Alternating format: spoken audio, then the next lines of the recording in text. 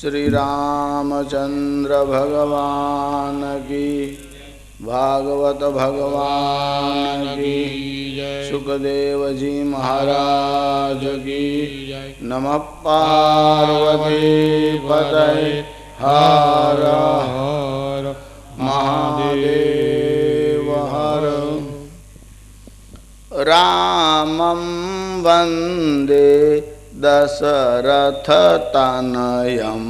रामं वन्दे सीतावल्लभ रघुकुलतिलकं, सीतावल्लभ रघुकुलतिलकं। कृष्णं वन्दे नन्दकुमारं, कृष्णं वन्दे नन्दकुमारं। राधावल्लभ नवनीतचोरं, राधावल्लभ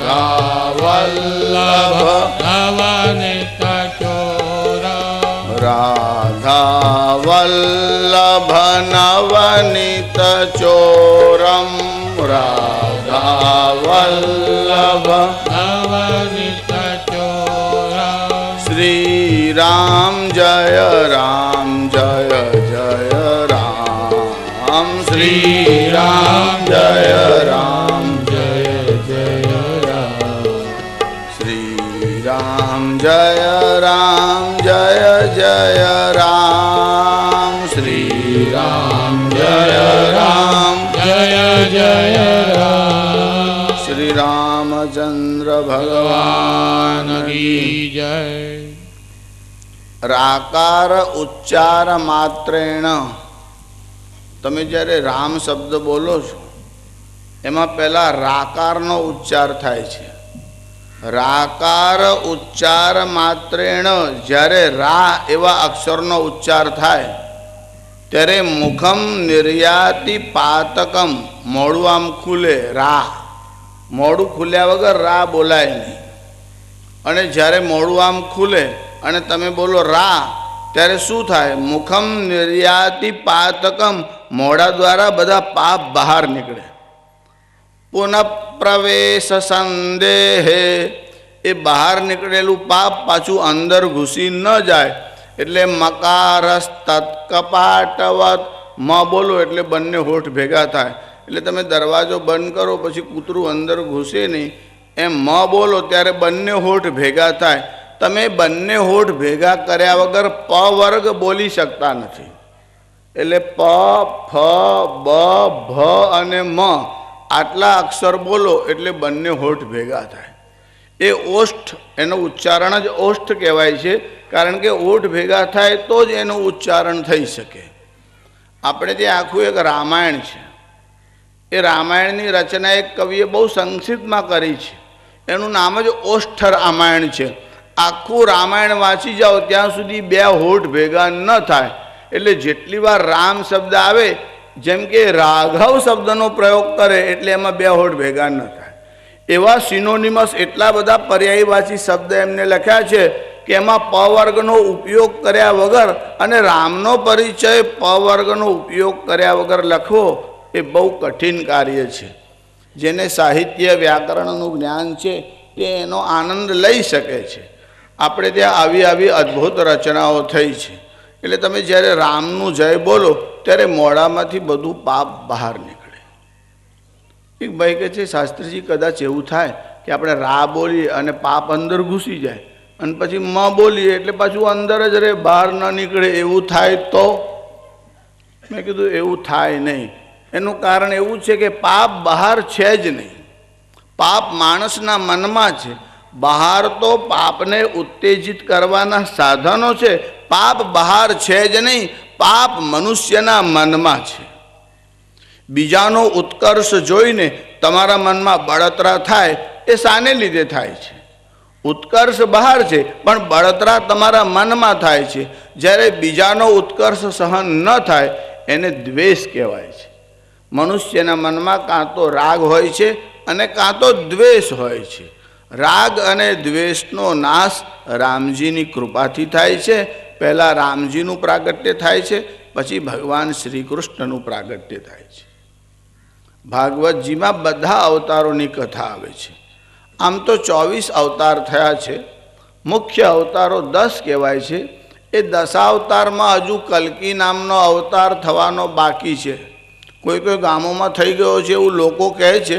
જે અવતાર હોવાનો દાવો કરે અને ભગવાન થવાનો દાવો કરે એને મેન્ટલ હોસ્પિટલમાં લઈ જાઓ, 2-4 શોક અપાવો એટલે ડાયા થઈ જશે. મગજ ચસકી ગયું હોય ત્યારે આ બધા ચક્રમ વિજ્ઞાનીઓ નિર્માણ થાય છે. અહીંયા ભાગવતજીમાં તૃતીય સ્કંદનો આરંભ કર્યો છે. એમાં સર્ગ લીલા છે, એટલે આ સૃષ્ટિ કેવી રીતે નિર્માણ થઈ એની કથા છે. વિદુર અને મૈત્રેયનો સંવાદ છે. જો વિદુરનો પરિચય આપ્યો છે, ભાગવતજીમાં પણ વિદુરની કથા છે, મહાભારતમાં પણ ઘણા બધા વિસ્તારથી છે. આ વિદુર કોઈ સાધારણ નથી, સાક્ષાત ધર્મરાજ વિદુરજીના રૂપમાં આવ્યા છે. કથા એવી છે, એકવાર એક રાજાને ત્યાં કેટલાક ચોરોએ ચોરી કરી. સિપાહીઓ જાગી ગયા એટલે સિપાહીઓ ચોરોનો પીછો કરવા લાગ્યા. આ ચોર દોડતા દોડતા આવ્યા અને માંડવ્ય ઋષિનો આશ્રમ જ્યાં હતો ત્યાં બધો ચોરીનો સામાન નાખી દીધો. વજન હાથમાં હોય તો દોડવાનું ફાવે નહીં, એટલે આ સામાન બધો નાખી દીધો. એ સામાન નાખ્યો તે માંડવ્ય ઋષિનો આશ્રમ હતો. જે રાજાના સિપાહીઓ ત્યાં આવ્યા એમના મનમાં વિચાર આવ્યો કે આ માલ સામાન ઋષિના આશ્રમમાં મળ્યો છે, એટલે આ ઋષિએ ચોરી કરી હશે. આ સિપાહીઓ માંડવ્ય ઋષિને પકડી અને રાજા પાસે લઈ આવ્યા. રાજાએ પણ શું કર્યું? વિચાર કર્યા વગર તરત જ આદેશ કર્યો, ઋષિને સૂલી ઉપર ચડાવો. રાજાની આજ્ઞા થઈ. માંડવ્ય નામના ઋષિને સૂલી ઉપર ચડાવવામાં આવ્યા. જ્યારે ઋષિને સૂલી ઉપર ચડાવવામાં આવ્યા ત્યારે ઋષિ ગાયત્રી મંત્રનો જપ કરતા હતા. ગાયત્રી શબ્દનો અર્થ છે ગયાન પ્રાણાન. ગય એટલે પ્રાણ, અને પ્રાણોની જે રક્ષા કરે છે એને કહેવાય છે ગાયત્રી. ગાયત્રી શબ્દનો બીજો અર્થ છે ગાનારની, એટલે એ મંત્રનું જે ગાન કરે એને ત્રાયતે, એની રક્ષા કરે, એટલા માટે એનું નામ ગાયત્રી એવું છે. ત્યારે માંડવ્ય ઋષિ ગાયત્રી મંત્રનો જપ કરતા હતા. જપનો પ્રભાવ એવો થયો કે સૂલી પર ચડાવવા છતાં ઋષિનો પ્રાણ ન નીકળ્યો, ઋષિના પ્રાણોની રક્ષા થઈ. જ્યારે ઋષિનો પ્રાણ ન નીકળ્યો એટલે રાજાના મનમાં ભય થયો.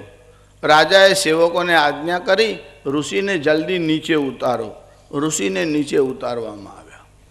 રાજા હાથ જોડીને સામે ઊભા રહ્યા.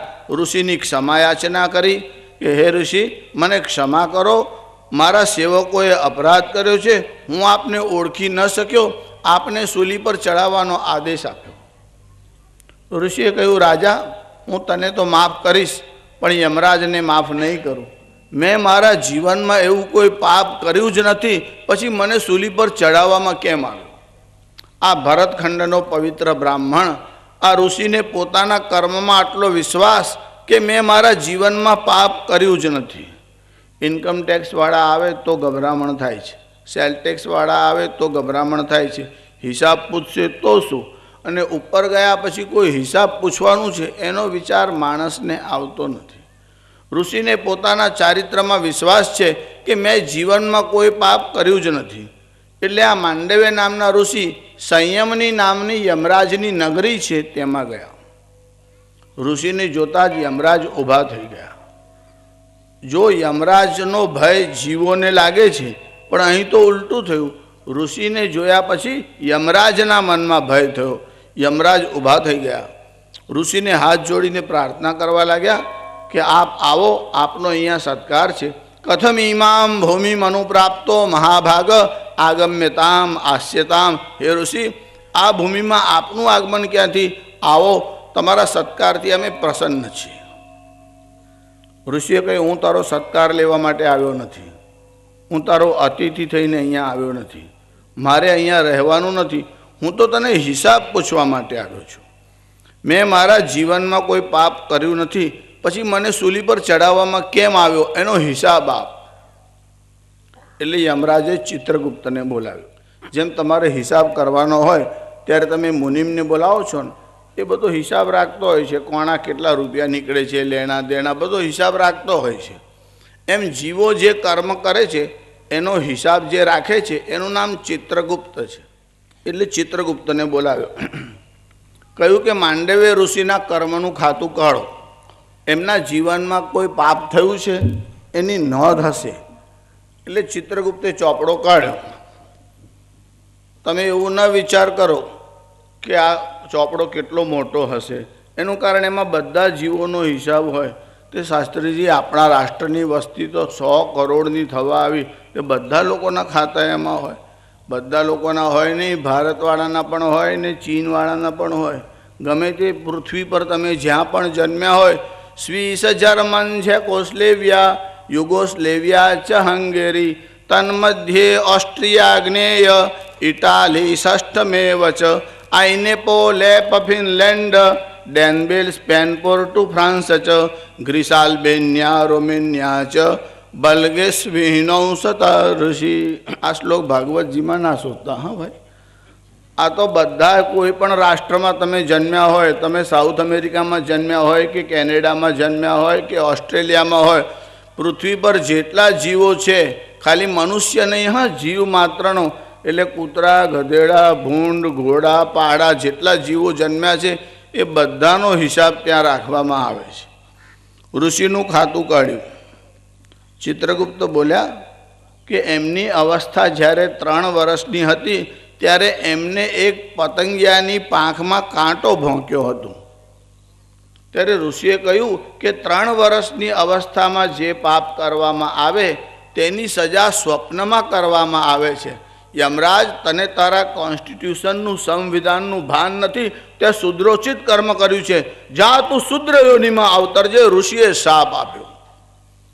યમરાજને પણ શાપ આપવાનું સામર્થ્ય જેનામાં છે એવા ઋષિઓ આ દેશમાં જન્મ્યા છે. આ માંડવ્ય ઋષિએ યમરાજને શાપ આપ્યો કે તે શુદ્રોચિત કર્મ કર્યું છે. મને સ્વપ્નમાં સજા આપવી જોઈતી હતી, જાગ્રત અવસ્થામાં સજા આપી. તું ભૂમિ ઉપર એટલે પૃથ્વી ઉપર જા અને શુદ્ર યોનિમાં અવતરજે. ધર્મરાજને શાપ આપ્યો. 100 વર્ષ સુધી આ ધર્મરાજ વિદુરજી થઈને આવ્યા. વિદુરજી ક્ષત્તા જાતિમાં આવ્યા. ધર્મરાજ જ્યારે 100 વર્ષ સુધી પૃથ્વી પર આવ્યા ત્યારે અર્યમા નામના દેવ હતા, એમને એ ગાદી સંભાળી હતી. જેમ આપણે ત્યાં કોઈ વાર રાષ્ટ્રપતિ શાસન લાદવામાં આવે છે કે આ પ્રધાન કામના નથી તો અહીંયા રાષ્ટ્રપતિનું શાસન કરો, એમ જ્યારે ધર્મરાજ આવ્યા ત્યારે અર્યમા તે શાસન સંભાળતા હતા અને ધર્મરાજ વિદુરજીના રૂપમાં આવ્યા. આ વિદુરજી કોઈ સાધારણ વ્યક્તિ નથી, સાક્ષાત ધર્મરાજ છે. પણ ધર્મરાજ પણ ભૂલ કરે તો એમને પણ કર્મનું ફળ ભોગવવું જ પડે છે. અવશ્યમેવ ભોક્તવ્યમ કૃતા કર્મ શુભાશુભમ. તમે જે શુભ કે અશુભ કર્મ કરો એનું પરિણામ તમારે ભોગવવું જ પડતું હોય છે. આ વિદુરજી સાક્ષાત યમરાજ છે. એમને ત્યાં ભગવાન શ્રી કૃષ્ણ વગર નિમંત્રણે ગયા હતા. એ કથા સુખદેવજી પરીક્ષિતને સંભળાવે છે. કૌરવો અને પાંડવોમાં સંઘર્ષ ચાલતો હતો. રાજ્યના માટેનો સંઘર્ષ હતો.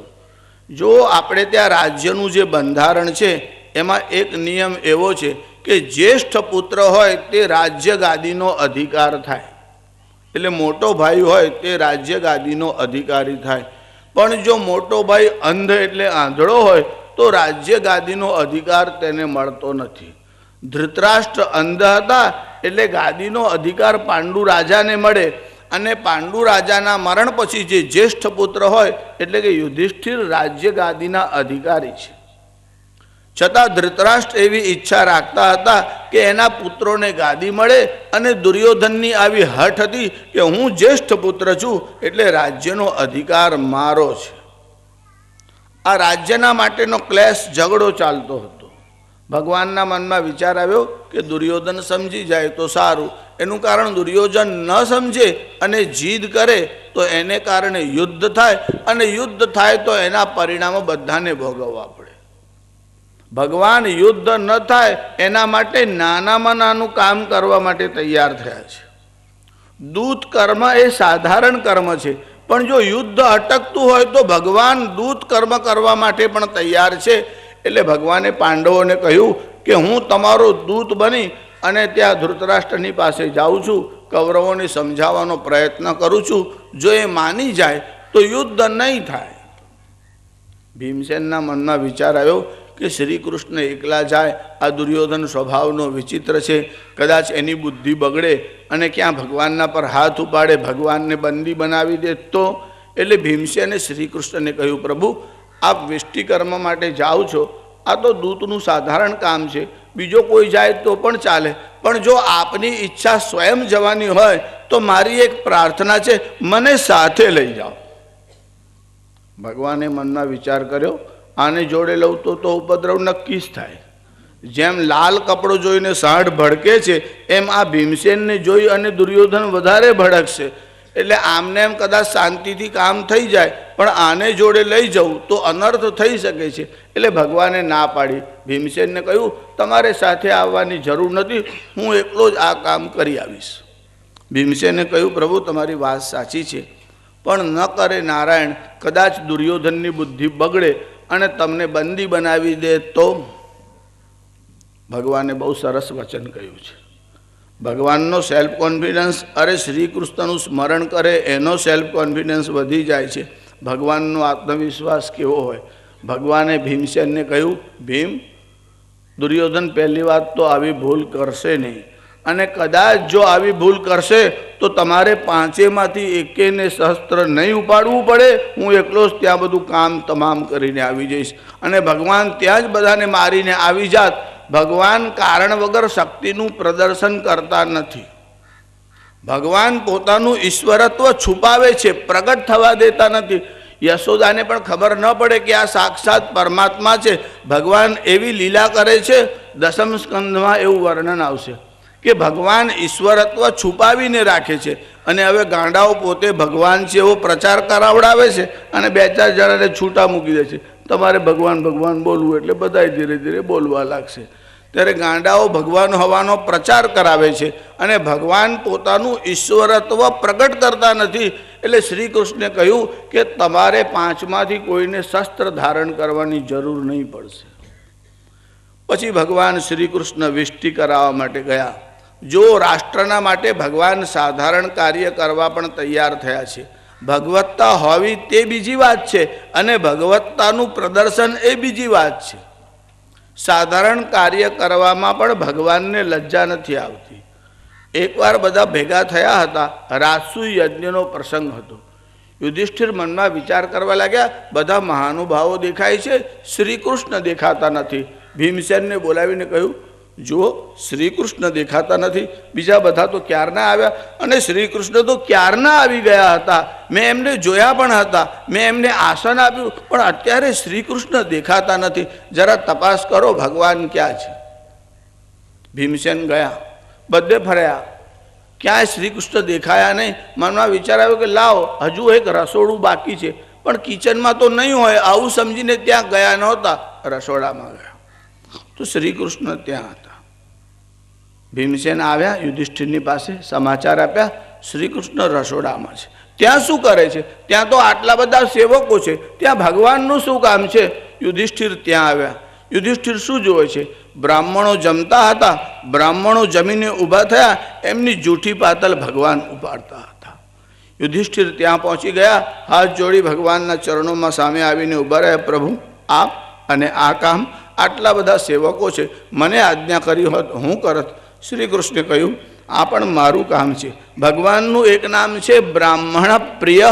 ભગવાનને બ્રાહ્મણો બહુ પ્રિય છે. બ્રાહ્મણો વેદોનું અધ્યયન કરે છે. વેદ એ ઈશ્વરની વાણી છે. વેદો નિત્યમધીયતામ તદુદિતમ કર્મસ્વનુષ્ઠીયતામ. વેદોનું નિત્ય અધ્યયન કરવું જોઈએ. જે વેદોનું અધ્યયન કરે છે તે પરમાત્માને બહુ પ્રિય છે. આ બ્રાહ્મણો મારી રક્ષા કરે છે. વેદની રક્ષા બ્રાહ્મણોને કારણે થાય છે.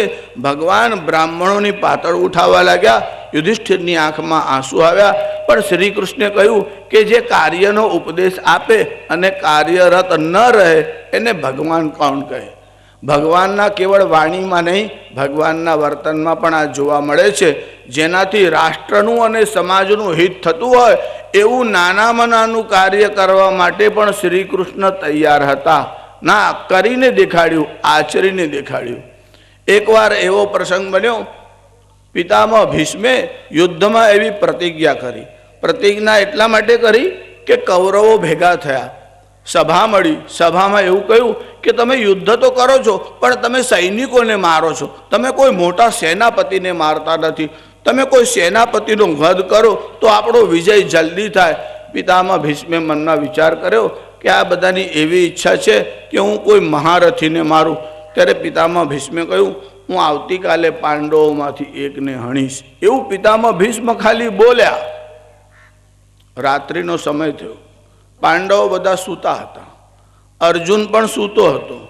જો પાંડવોને ઊંઘ આવી પણ પરમાત્માને ઊંઘ ના આવી, શ્રી કૃષ્ણને ઊંઘ ના આવી. અર્જુન સૂતા હતા ત્યાં શ્રી કૃષ્ણ ગયા, અર્જુનના માથા પાસે બેઠા. માથા ઉપર ભગવાને આમ હાથ રાખ્યો, ભગવાનનો સ્પર્શ થયો. અર્જુનજી જાગ્યા છે. જાગતામાં જોયું શ્રી કૃષ્ણ અત્યારે રાત્રિના સમય. કીધું, પ્રભુ આપ? ભગવાને કહ્યું, તું શું કરે છે? કે પ્રભુ હું તો સૂઈ ગયો છું. તને ખબર નથી, દાદાએ પ્રતિજ્ઞા કરી છે કે પાંડવોમાંના એકને સવારે મારીશ. અને આ પ્રતિજ્ઞા કોઈ સાધારણ માણસની નથી, સાક્ષાત ભીષ્મ પિતામહ છે. અને એ પ્રતિજ્ઞા કરે પછી તો અનર્થ થઈ શકે છે. ત્યારે અર્જુન પાછો આમ માથે ઓળીને સૂઈ ગયો. ભગવાને કીધું, તને ઊંઘ કેમ આવે છે? દાદા આવી પ્રતિજ્ઞા કરે છે અને તું ઊંઘી જાય છે. અર્જુને કહ્યું, મારી ચિંતા કરવાવાળો જાગે છે એટલે હું શાંતિથી સૂઈ જાઉં છું. જેને પોતાની ચિંતા ભગવાનને સોંપી દીધી હોય એ જ શાંતિથી સૂઈ શકે છે. શ્રી કૃષ્ણ ઉપર આટલો બધો વિશ્વાસ છે કે શ્રી કૃષ્ણ જાગે છે, મારે ચિંતા કરવાની જરૂર નથી. ચિંતા અને સંગ્રહ ભગવાનમાં અવિશ્વાસ હોય તો જ વધે છે. તમે સંગ્રહ કેમ કરો છો? જો અખબારમાં સમાચાર આવે કે આવતીકાલે નળ એટલે પાણી આવવાનું નથી તો બધા સાહસથી જ પાણી ભરીને મૂકી રાખે, કેમ કે કાલે નળ આવવાના નથી. ત્યારે સંગ્રહની ઈચ્છા ક્યારે થાય? અભાવ થશે એવું ખબર પડે તો જ સંગ્રહની વૃત્તિ થાય છે. ચિંતા અને સંગ્રહ ભગવાનમાં અવિશ્વાસ થાય તો જ થાય છે. અર્જુન નિશ્ચિંત હતો, એને પરમાત્માના ચરણોમાં સંપૂર્ણ શ્રદ્ધા છે. સારું, અર્જુન તો સુવા લાગ્યો. ભગવાને કીધું પછી સૂઈ જજે, એકવાર ઊભો થા. દ્રૌપદી ક્યાં છે? દ્રૌપદીને સમાચાર આપ્યા, શ્રી કૃષ્ણ બોલાવે છે. દ્રૌપદી આવ્યા. શ્રી કૃષ્ણે કહ્યું, આપણે દાદાને મળવા માટે જવું છે. શ્રી કૃષ્ણ કહે પછી કોઈ આર્ગ્યુમેન્ટ ન કરે. દ્રૌપદીજી તૈયાર થયા અને જ્યાં કૌરવોની છાવણી હતી તે તરફ દ્રૌપદીને લઈ અને શ્રી કૃષ્ણ જવા લાગ્યા. હવે છાવણીની નજીક પહોંચ્યા એટલે શ્રી કૃષ્ણે દ્રૌપદીને કહ્યું, આ પાદત્રાણ જે ચપ્પલ પહેર્યા છે તે કાઢી નાખો. એનું કારણ તમે ચાલશો નહીં તો અવાજ થશે અને હમણાં કોઈ જાગી જાય તો સારું નહીં. રાત્રિનો સમય છે, આપણે ધીરે ધીરે જવું છે. એટલે દ્રૌપદીએ પોતાના પાદત્રાણ કાઢી નાખ્યા. પછી કીધું, હવે તમે ધીરે ધીરે આગળ જાઓ. આ છાવણીમાં પિતામહ એટલે ભીષ્મ જે છે એ ધ્યાન ધરતા બેઠા હશે. તમે ત્યાં જાઓ અને બોલ્યા વગર પ્રણામ કરો. દ્રૌપદીએ પોતાના ચપ્પલ હતા કાઢી નાખ્યા, પાદત્રાણ કાઢ્યા અને વિચાર કરવા લાગ્યા, ક્યાં મૂકું? શ્રી કૃષ્ણે કીધું, મારા હાથમાં આપો. હવે દ્રૌપદી એક ક્ષણ તો વિચારમાં પડ્યા કે પાદત્રાણ ભગવાનના તો હું ઉપાડી લઉં અને ભગવાન મારા ભાઈ છે, હું એમની બહેન છું. કદાચ હું ભાઈની સેવા કરું તો ચાલે, પણ મારા પાદત્રાણ ભગવાનના હાથમાં કેમ આપું? શ્રી કૃષ્ણે કહ્યું, સંકેત કર્યો, ચર્ચા ન કરશો, જલ્દી મારા હાથમાં આપો.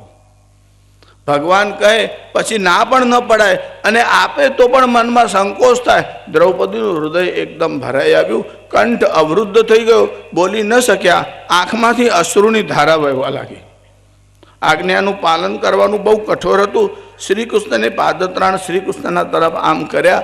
શ્રી કૃષ્ણ તરત જ હર્ષથી ઉપાડી લીધા. રાષ્ટ્રનું કામ થતું હોય, સમાજનું કામ થતું હોય તો નાનામાં નાનું કામ કરવામાં પણ શ્રી કૃષ્ણે લજ્જા ન રાખી. દ્રૌપદીને કહ્યું, તમે આગળ જાઓ, હું પાછળ આવું છું. દ્રૌપદી અંદર ગયા. પિતામહ ભીષ્મ ધ્યાનમાં બેઠા હતા. દ્રૌપદીએ પ્રણામ કર્યા અને દાદાએ આશીર્વાદ આપ્યો, સૌભાગ્યવતી ભવ. અને દ્રૌપદી બોલ્યા, દાદા હું પ્રણામ કરવા આવી છું. ત્યારે એમને ખબર પડી કે દ્રૌપદી આવ્યા છે. ભીષ્મ પિતામહમાં થયું કે આ દુર્યોધનના પત્ની આવ્યા છે અને આશીર્વાદ આપ્યો. હવે ભીષ્મે એવી પ્રતિજ્ઞા કરી કે હું પાંડવોમાંથી એકને મારીશ અને દ્રૌપદીને આશીર્વાદ આપ્યો કે સૌભાગ્યવતી ભવ. હવે આશીર્વાદ વ્યર્થ જાય નહીં. રાત્રિનો સમય અને મારી છાવણીમાં દ્રૌપદી આવી છે. આ કામ બીજા કોઈનું હોઈ જ ન શકે, શ્રી કૃષ્ણનું જ હોય. એટલે પિતામહ ભીષ્મ બહાર આવ્યા. જે ચોકીદાર બહાર ઊભો હતો તેને પૂછ્યું, આમની સાથે કોણ આવ્યું છે? કે કોઈ કામળો ઓળીને આવ્યું હતું. કે ક્યાં છે? કે મેં એમને કહ્યું કે અહીંયા દાદાની શિબિર છે, બીજા કોઈનો પ્રવેશ થાય નહીં. મેં એમને અંદર ના આવવા દીધા. સ્ત્રીઓ અને બ્રાહ્મણોને બે રોકટોક પ્રવેશ થાય, બીજા કોઈનો પ્રવેશ ન થાય, એટલે એમને મેં અંદર ના આવવા દીધા. ભીષ્મ પિતામહે કહ્યું, તને ખબર છે કોણ છે? અરે એમને તે રોકી રાખ્યા એટલે ચોકીદાર છે, નહીં તો રાજા થઈ ગયો. તને ખબર છે કોણ આવ્યું છે? આ કામ બીજું કોઈ કરી જ ન શકે, શ્રી કૃષ્ણનું આ કામ છે. અને પિતામહ ભીષ્મે આશીર્વાદ આપ્યો દ્રૌપદીને, સૌભાગ્યવતી ભવ. અને પાંડવોમાંથી કોઈને મારવાનો વિચાર છોડી દીધો. વારંવાર શ્રી કૃષ્ણે પાંડવોની રક્ષા કરી છે. રાષ્ટ્રની રક્ષા માટે, ધર્મની રક્ષા માટે ભગવાન કટિબદ્ધ રહ્યા છે. દૂત કર્મ સાધારણ કામ છે, અને છતાં ભગવાન શ્રી કૃષ્ણ પાંડવોના બદલે વિષ્ટિ કરાવવાના માટે ધૃતરાષ્ટ્રને ત્યાં ગયા. ભગવાન ગયા છે. ધૃતરાષ્ટ્રને ખબર પડી કે શ્રી કૃષ્ણ વિષ્ટિ કરાવવા માટે આવે છે. પોતાના પુત્રોને બોલાવ્યા, મંત્રીઓને બોલાવ્યા. દુશાસનનો મહેલ હતો ને, એમાં સુવિધા બહુ સારી હતી. એટલે ધૃતરાષ્ટ્રે આદેશ કર્યો કે ભગવાનના ઉતારાની વ્યવસ્થા દુશાસનના મહેલમાં કરો. અહીંયા ભગવાનની વ્યવસ્થા દુશાસનના મહેલમાં થવા લાગી. ભગવાન આવવાના છે એવા સમાચાર બધે મળ્યા. એટલે વિદુરજીને પણ સમાચાર મળ્યા કે શ્રી કૃષ્ણ વિષ્ટિ કરાવવા માટે આવે છે. વિદુરજીના પત્નીનું નામ સુલભા હતું. આ સુલભા અને વિદુરજી આપસમાં સંવાદ કરતા હતા. આગળ એક પ્રસંગ એવો બન્યો હતો કે ધૃતરાષ્ટ્રને ઉપદેશ આપવા માટે વિદુરજીએ પ્રયત્ન કર્યો. વિદુરજીના મનમાં એવો વિચાર આવ્યો કે આ આંધળો છે, જોઈ શકતો નથી, પણ કદાચ ઉપદેશ આપ્યા પછી એની આંખ ખુલે અને માની જાય તો સારું. પણ ધૃતરાષ્ટ્ર વિદુરજીની વાત માનતા નહોતા. એટલું જ નહીં, આ ધૃતરાષ્ટ્ર, દુર્યોધન અને દુશાસનના જીદને કારણે વિદુરજીની સાચી વાત પણ ન માની. ઉલટાનો પેલા લોકોએ વિદુરજીનો ત્યાગ કર્યો અને વિદુરજીના માટે અનુચિત શબ્દ બોલ્યા. જ્યારે દુર્યોધન વગેરે વિદુરજીનું અપમાન કર્યું ત્યારે વિદુરજીએ સભાનો ત્યાગ કર્યો. વિદુરજી સભાનો ત્યાગ કરીને ગયા. પણ કેવી રીતે ગયા? સનિર્ગત કૌરવ પુણ્ય લબ્ધ. સભા છોડીને ગયા ત્યારે કૌરવોનું જે પુણ્ય હતું એ બધું સાથે લઈને ગયા. તમે જ્યારે કોઈ મહાપુરુષોનો અનાદર કરો ત્યારે તમારા પુણ્યનો નાશ થાય છે, તમારું પુણ્ય એ લઈને જાય છે. જો બંને ઠેકાણે આવો પ્રસંગ બન્યો રામાયણમાં અને મહાભારતમાં. રામાયણમાં વિભીષણનું અપમાન કરવામાં આવ્યું, મહાભારતમાં વિદુરજીનું અપમાન કરવામાં આવ્યું. બંને સંબંધમાં કાકા થતા હતા. આ વિભીષણ રાવણના ભાઈ છે અને વિદુરજી જે છે તે ધૃતરાષ્ટ્રના ભાઈ છે. આ દુર્યોધન વગેરે કાકાનું અપમાન કર્યું. વિદુરજીને કહેવા લાગ્યા, વિદુરજી તમે અન્ન અમારું ખાવ છો અને પક્ષ પાંડવોનો લો છો.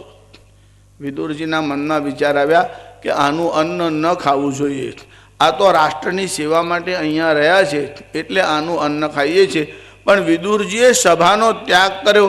અરે વિદુરજીએ તો ઘરનો પણ ત્યાગ કર્યો હતો. વિદુર અને સુલભા ગંગાના કિનારા ઉપર આવ્યા. વર્ષો સુધી ત્યાં રહ્યા હતા. પછી ભગવાન આવવાના છે એવા સમાચાર જ્યારે સુલભાએ સાંભળ્યા ત્યારે વિદુરજીને કહ્યું કે શ્રી કૃષ્ણ આવતીકાલે આવવાના છે, તમે જાઓ અને શ્રી કૃષ્ણને નિમંત્રણ આપો. વિદુરજીએ કહ્યું, દેવી હું શ્રી કૃષ્ણને નિમંત્રણ આપું તો શ્રી કૃષ્ણ આપણે ત્યાં આવે, પણ શ્રી કૃષ્ણને કષ્ટ થશે. એનું કારણ આપણે શ્રી કૃષ્ણની સરભરા નહીં કરી શકીએ. જો ભગવાન ભાવના ભૂખ્યા છે. ભાવો હિ વિદ્યતે દેવો તસ્માદ ભાવો હિ કારણમ.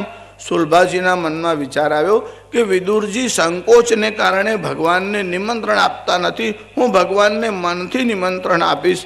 અને સુલભા મનમાં એવો વિચાર કરવા લાગ્યા કે હે પ્રભુ, મેં કોઈ પુણ્યનું કામ તો કર્યું નથી, પણ મારી એવી ઈચ્છા છે, આપ મારા ઘરે પધારો અને આપ મારા ઘરે આરોગો, હું આપને નિહાળું એવી મારી બહુ વર્ષોથી ઈચ્છા છે. સુલભા ભગવાનને મનથી નિમંત્રણ આપે છે. लोग कहते हैं भगवान आते नहीं, द्रौपदी की तरह हम बुलाते नहीं. लोग कहते हैं भगवान खाते नहीं, भिल्लनी की तरह हम खिलाते नहीं. वस्तुतः ભગવાનને બોલાવો અને ભગવાન ન આવે એવું બનતું નથી. સુલભાજીએ મનથી ભગવાનને નિમંત્રણ આપ્યું. અહીંયા ભગવાનનો પ્રવેશ થયો.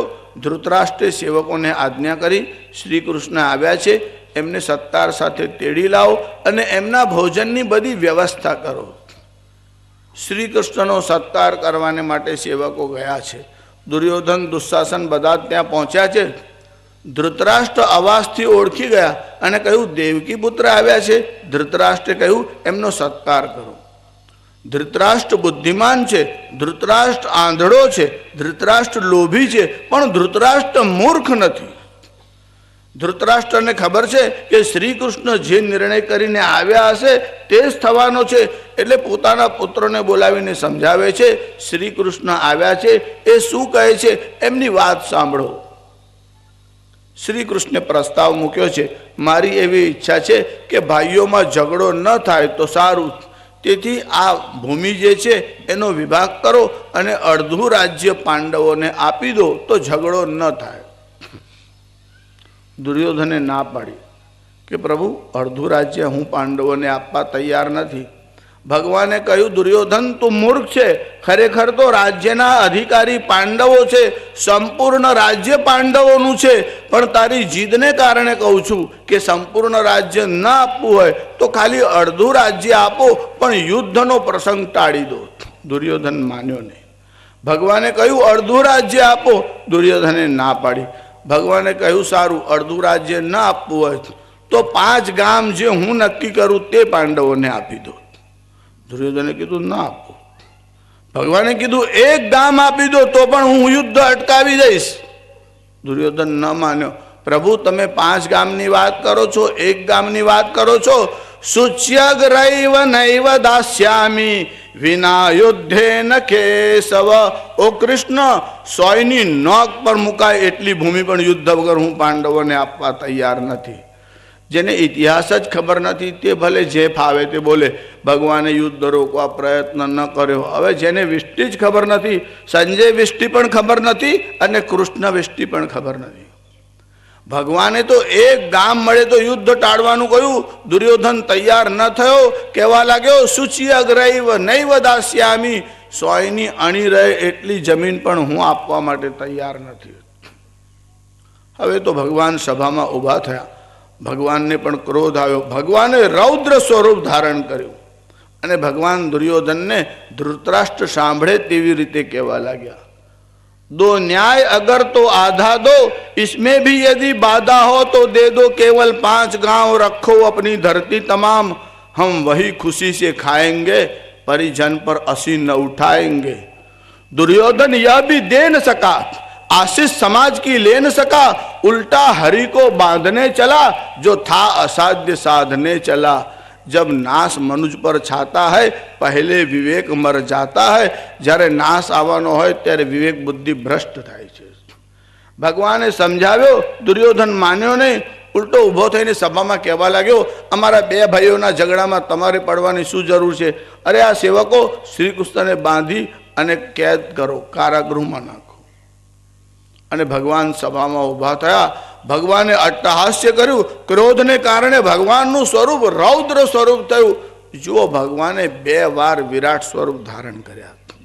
એક યુદ્ધ ભૂમિમાં અર્જુનને દેખાડ્યું ત્યારે, અને એક વિષ્ટિ માટે કૌરવોને ત્યાં આવ્યા અને દુર્યોધન માન્યો નહીં ત્યારે ભગવાને રૌદ્ર સ્વરૂપ દેખાડ્યું અને ભગવાન દુર્યોધનને કહેવા લાગ્યા, हाँ हाँ दुर्योधन, बांध मुझे, जंजीरें लेकर बांध मुझे. जो ताराમાં સામર્થ્ય હોય તો મને બાંધીને જો, તને ખબર પડશે શ્રી કૃષ્ણને કેવી રીતે બાંધી શકાય છે. હિત વચન નહીં તુને માના, હું તો તમારા બધાનું હિત થાય એટલા માટે અહીંયા આવ્યો છું. પણ તે મારી વાત માની નહીં કે हित वचन नहीं तूने माना कि मैत्री का मूल्य न पहचाना तो ले मैं भी अब जाता हूं अंतिम संकल्प सुनाता हूं। आ तने छेल्ली वॉर्निंग आपू छू कि अंतिम संकल्प सुनाता हूं, याचना नहीं, बीजी बार समझावा नहीं आऊं, याचना नहीं अब रण होगा। हवे तो कुरुक्षेत्रना भूमि में भेगा थईशु कि याचना नहीं अब रण होगा कि जीवन जय या की मरण होगा। टकराएंगे नक्षत्र निकर, बरसेगी भू पर वन्य प्रकर, फण शेष नाग का डोलेगा, विकराल काल मुंह खोलेगा। दुर्योधन रण ऐसा होगा फिर कभी नहीं जैसा होगा। अब युद्ध पृथ्वी पर बीजी बार थसे नहीं कि दुर्योधन रण ऐसा होगा कि फिर कभी नहीं जैसा होगा। विकराल काल मुंह खोलेगा। आ काल જ્યારે પોતાનું મોઢું ખોલશે અને એના પ્રચંડ આવેગમાં તમે બધા જ બળીને ભસ્મીભૂત થશે કે વાયસ શ્રીગાલ સુખ લૂટેંગે, સૌભાગ્ય મનુજ કે ફૂટેંગે। વાયસ એટલે કાગડાઓ અને શ્રીગાલ એટલે શિયાળવાઓ। જ્યારે યુદ્ધ ભૂમિમાં તમે પડશો અને તમારા મરદાઓ ત્યાં પડ્યા હશે ત્યારે કાગડા અને ગીધ આવી અને નોચી નોચીને તમારા શરીરમાંથી માંસ ખાશે કે વાયસ શ્રીગાલ સુખ લૂટેંગે, સૌભાગ્ય મનુજ કે ફૂટેંગે। આખિર તું ભૂસાઈ હોગા। પરિણામ તો નક્કી જ છે કે તું પૃથ્વી પર પડવાનો છે કે આખિર તું ભૂસાઈ હોગા, હિંસા કા પર દાયી હોગા। અને આજે હિંસા થશે એનું ઉત્તરદાયિત્વ તારું હશે। दुर्योधन भगवान की बात मानी न सक्यो અને ભગવાને શું કર્યું? ભયંકર હુંકાર કર્યો કે હરિને ભીષણ હુંકાર किया, अपना स्वरूप विस्तार किया। डगमग डगमग दिग्गज डोले, भगवान कुपित होकर बोले। અને ભગવાન ક્રોધાયમાન થઈને જ્યારે બોલવા લાગ્યા આખી સભા કાંપવા લાગી। થી સભા સન્ન સબ લોગ ડરે, જેટલા લોકો સભામાં હતા બધા ભયભીત થયા। केवल दो नर न अघाते थे, धृतराष्ट्र विदुर सुख पाते थे। सभा में आ बे जणा स्वस्थ था। एक तो विदुरजीना मन में भरोसो हतो कि भगवान जे नक्की करीने आव्या छे ते ज थवानुं छे। अने धृतराष्ट्रना मन में विचार आव्यो कि दुर्योधन जिद्दी छे पण भगवाननुं रौद्र स्वरूप जोया पछी कदाच ए डायो थई जाय अने युद्ध बची जाय तो संहार अटकी जशे। एटले धृतराष्ट्रने थयुं कि दुर्योधन भयथी मानशे અને વિદુરજીને થયું ભગવાન સર્વશક્તિમાન છે, એ જે લીલા કરવાના હશે તે જ થશે। જો એ સંહારની ઈચ્છા રાખતા હશે તો સંહાર થશે। કેવલ દો નર ન અઘાતે થે, ધૃતરાષ્ટ્ર વિદુર સુખ પાતે થે। ભગવાને પોતાનું વિરાટ સ્વરૂપ ધારણ કર્યું। બધા જ લોકો ભયભીત થયા। કર્ણનું પણ આગમન થયું। પછી ઘટના ઇતિહાસ મહાભારતમાં તો વિસ્તારથી છે, પણ ભગવાન વિષ્ટિ જેવું સાધારણ કર્મ કરાવવાને માટે ગયા। દુર્યોધન માન્યો નહીં અને ભગવાને સંકલ્પ કર્યો કે હવે યુદ્ધ સિવાય બીજો કોઈ ઉપાય જ નથી। જીવનું કામ વારવાનું છે, પરમાત્માનું કામ મારવાનું છે। વસુદેવ કંસને વારે છે અને શ્રી કૃષ્ણ કંસને મારે છે। જીવ ભગવાનનું કાર્ય પોતાના હાથમાં લઈ શકતો નથી, પણ જીવનું કામ વારવાનું છે। જ્યાં સુધી શક્ય હોય ત્યાં સુધી હિંસા ન થાય એવો પ્રયત્ન કરો, અને તેમ છતાં પણ જો થાય તો ઈશ્વર ઈચ્છા છે એવું સમજી અને તમારી હટ છોડી દો। એનું કારણ ધાર્યું ધણીનું થાય છે, ઈશ્વરે જે ધાર્યું છે તે જ થાય છે। ભગવાન ગયા, દુર્યોધન માન્યો નહીં।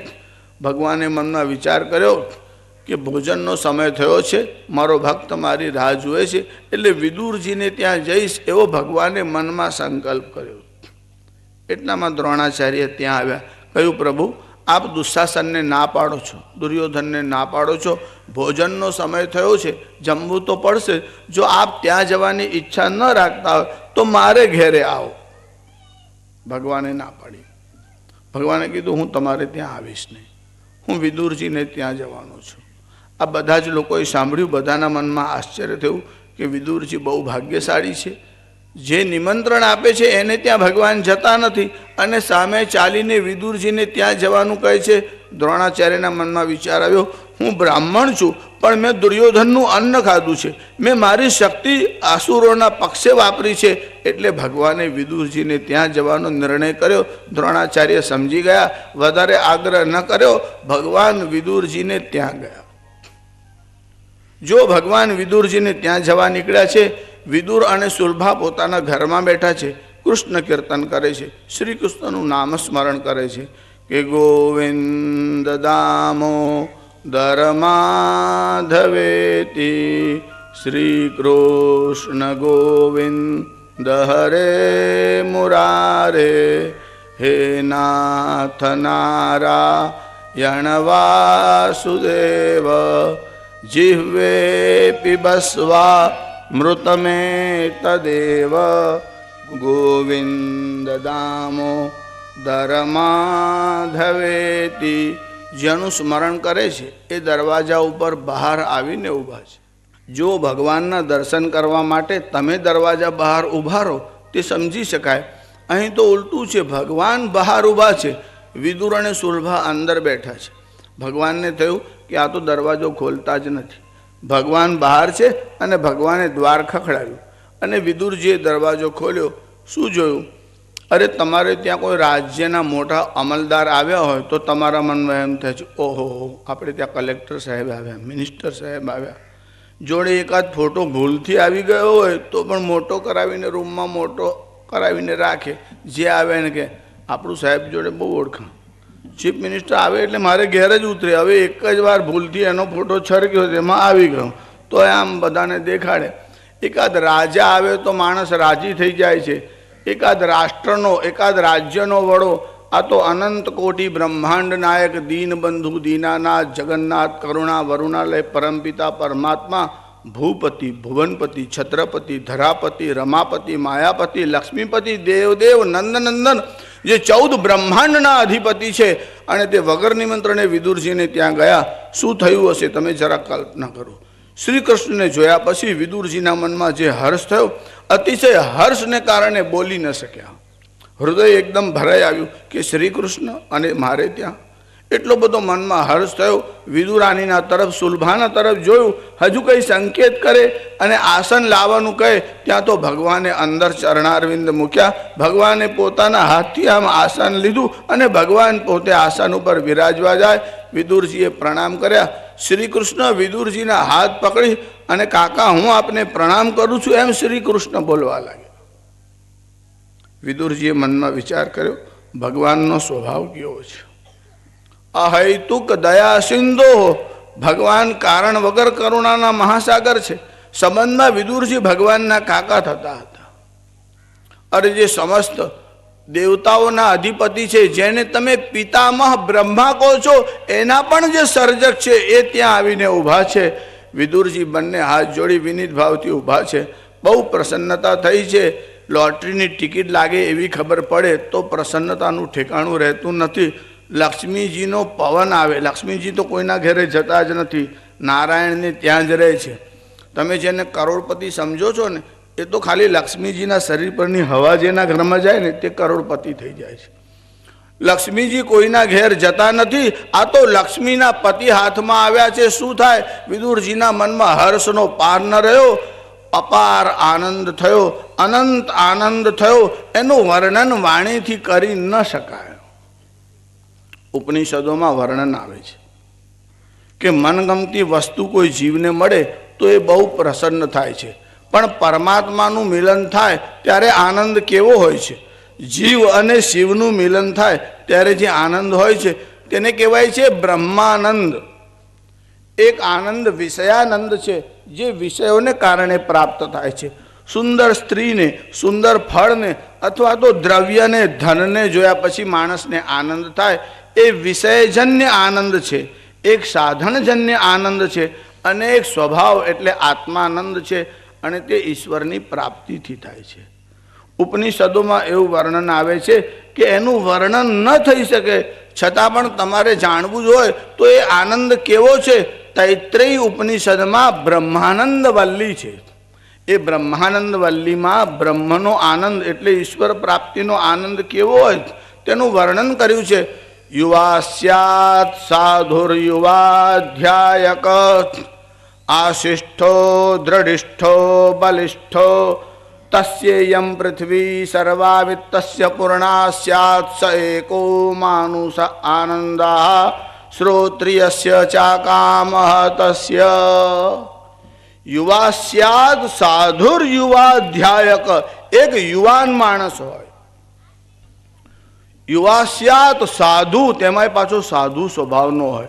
બલિષ્ઠો, પોતે બળવાન હોય, તપવાળો હોય. યુવા સ્યાત સાધુર યુવાધ્યાયક, બલિષ્ઠો, બલિષ્ઠ હોય એટલું જ નહીં, તપોનિષ્ઠ હોય એટલું જ નહીં. તસ્યેયમ સર્વાવિત્તસ્ય પૂર્ણા સ્યાત, એને અમેરિકાની સંપત્તિ મળે નહીં. તસ્યેયમ પૃથ્વી, આખી પૃથ્વીનું જેટલું ધન છે એટલું પેલા યુવાનની પાસે હોય. એવો જે યુવાનને આનંદ થાય. સ એકો માનુષ આનંદા, તે એક મનુષ્યનો આનંદ કહેવાય.